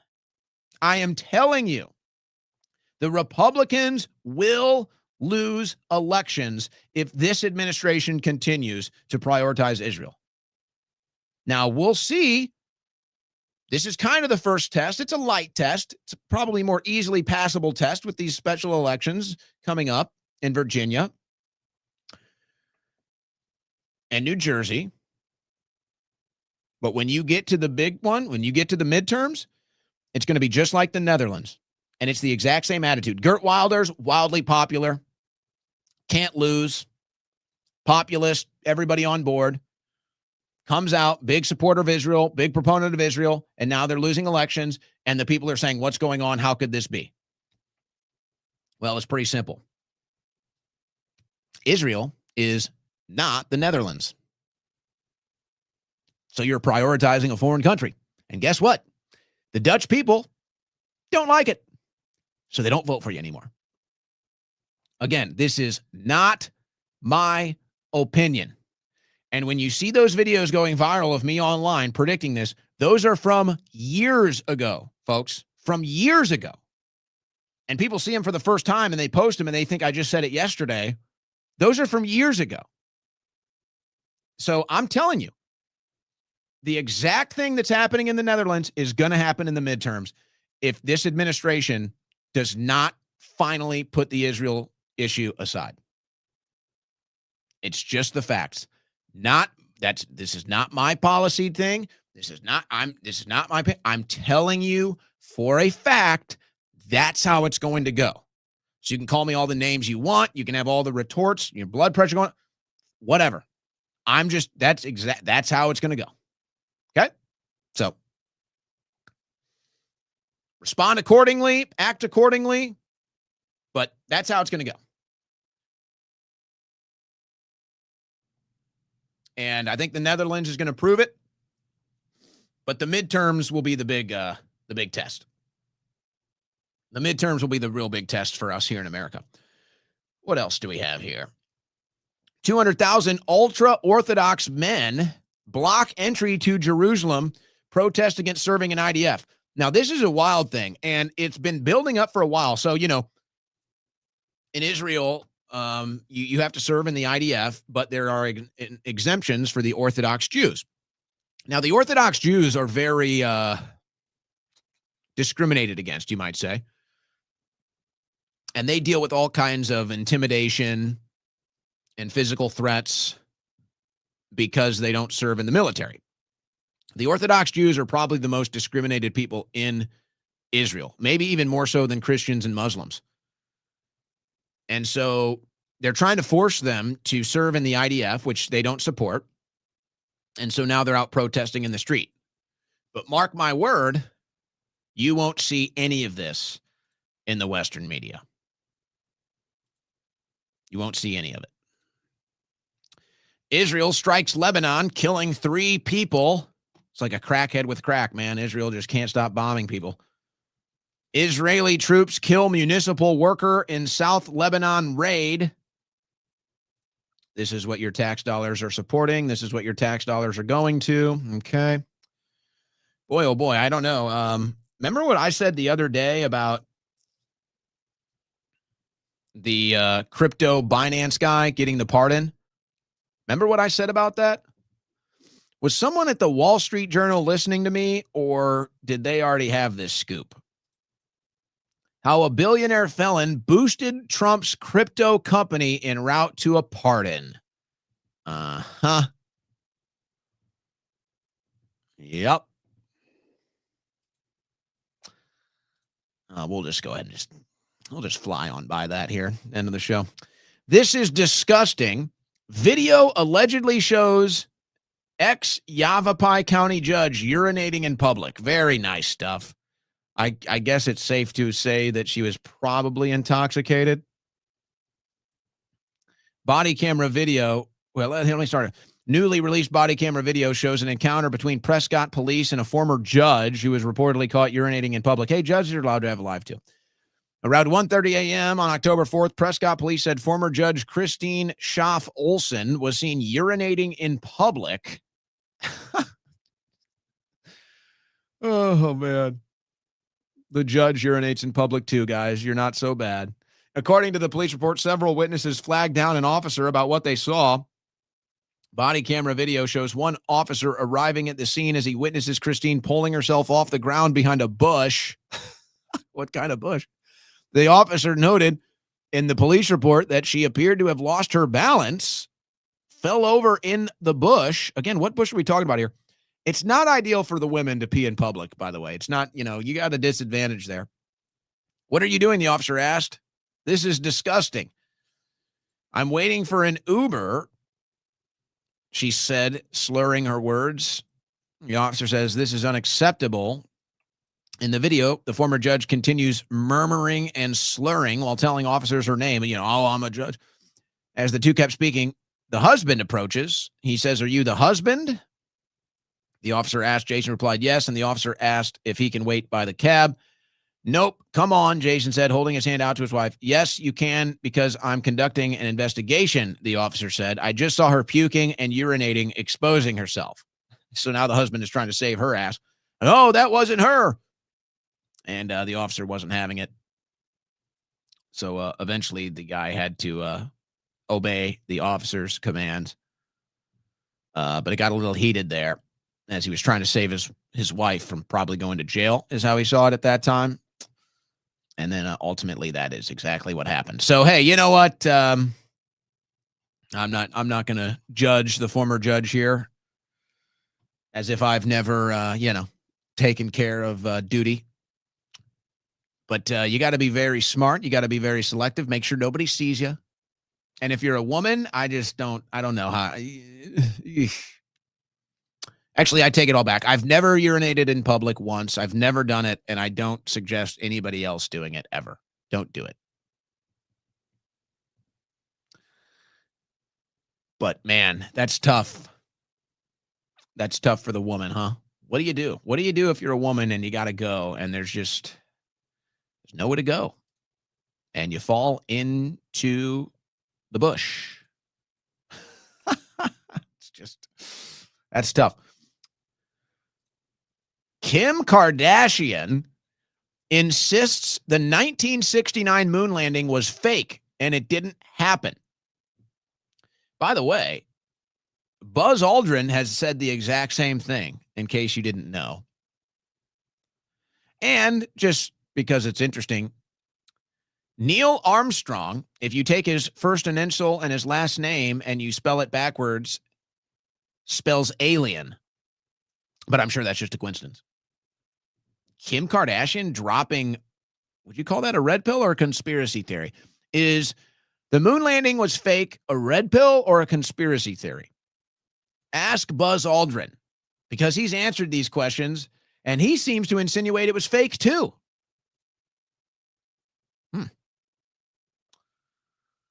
Is that a red pill or a conspiracy theory? Here's how much exercise you need to feel a little bit better. You know, I want to endorse exercise. I want to tell you that it's true. I hope you get some physical activity. I hope you get some exercise. It is good for your mental and physical health. It'll make you feel better. It'll extend your life. But I want to add a caveat here, because there's one physical activity I cannot endorse if you're younger than, let's say, 60. I'll be kind. I'll say 60. And that is pickleball. And I might have to fly to Florida for this. I might have to get involved here. I might have to stick my neck out on this one. Community fights pickleball replacing basketball courts at South Florida Beachside Park. It's a famous basketball park. In fact, if you really know basketball culture or street basketball culture, then you know this park on the beach. And these arch hoops are famous. These arch hoops right here are famous. Famous basketball court. And they're about to tear them down and put in a pickleball court. This is outrageous. This is un-American. This is treasonous in my eyes. I might have to get involved here. I might have to go down there. Can we chain ourselves to the hoops? What do we have to do to stop this? They're doing it in Austin too. It's so bad, man. This pickleball corporate propaganda takeover is so bad. And they did it too. I mean, you got to give them credit. The pickleball corporate propaganda worked. They turned it into $1 billion industry overnight. It used to be a sport for geriatrics. That's literally what it was. It was a sport for people that are retired, 65 years old, and can't really move around, but want to do something physical. And Pickleball Inc. ran a propaganda campaign, a corporate propaganda campaign for a year. They teamed up with other corporate entities like big box gyms and other such things and community parks. And they turned pickleball from a lesser known, if not completely unknown sport for geriatrics above 65 into a $1 billion enterprise that now young people are obsessed with. So I hate it. It disgusts me. It makes me sick. Another basketball court lost to the corporate propaganda of pickleball. And people fell for it, man. They fell for it. What a shame. Do we need to fly down there? Do I need to get involved in this? I'm not thrilled about it. I'm not from Florida, but I'm not happy about this one. I have to tell you. All right, last thing. For any women listening, you may be interested in this. I don't know. 79-year-old millionaire is looking for young women to give him a son to inherit his fortune and estate. Sir Benjamin Slade's property spans over 1,200 acres and includes a historic manor known as the Manzel House. Slade had previously advertised for a partner with some very specific requirements, preferably in the 20s or 30s, go figure. Aristocratic or professional background, no taller than 5'6", and willing to produce a male heir. And here he is with his dogs. And is that a Tommy gun? Okay. So any women interested in Sir Benjamin Slade, you got to take it at least once. And hope you go 1 for 1, but you might need to do multiple rounds there. All you got to do is make him a son. He just wants a son. Are you willing? Are you willing to step up? Are you willing to take one for the team, as they say? There you go. Now's your opportunity. Don't say I never did anything for you. The women's shirts are live at owenschroyer.store, by the way. We do have female shirts at owenschroyer.store. So don't tell me I never did anything for you. All right, we think about the women a lot. Maybe too much we think about women, if we're being honest. But there you go. Don't say I never did nothing for you. I just introduced you to Sir Slade, and I sell women's T-shirts at owenschroyer.store. So, I mean, what more can you ask from me? What more is there to ask of a man? All right, that does it for today's transmission. We want to thank Cove Pure Water Filters and My Patriot Supply, Emergency Food and Supplies, for sponsoring today's show. Thank you very much. Support our sponsors. That's going to do it. I'll be back in 15 minutes with Zeb Boykin talking ballistics from the Charlie Kirk assassination. But this does it for the Owen Report today. Godspeed and God bless. I went back to Ohio, but my family was gone. I stood on the back porch. There was nobody home.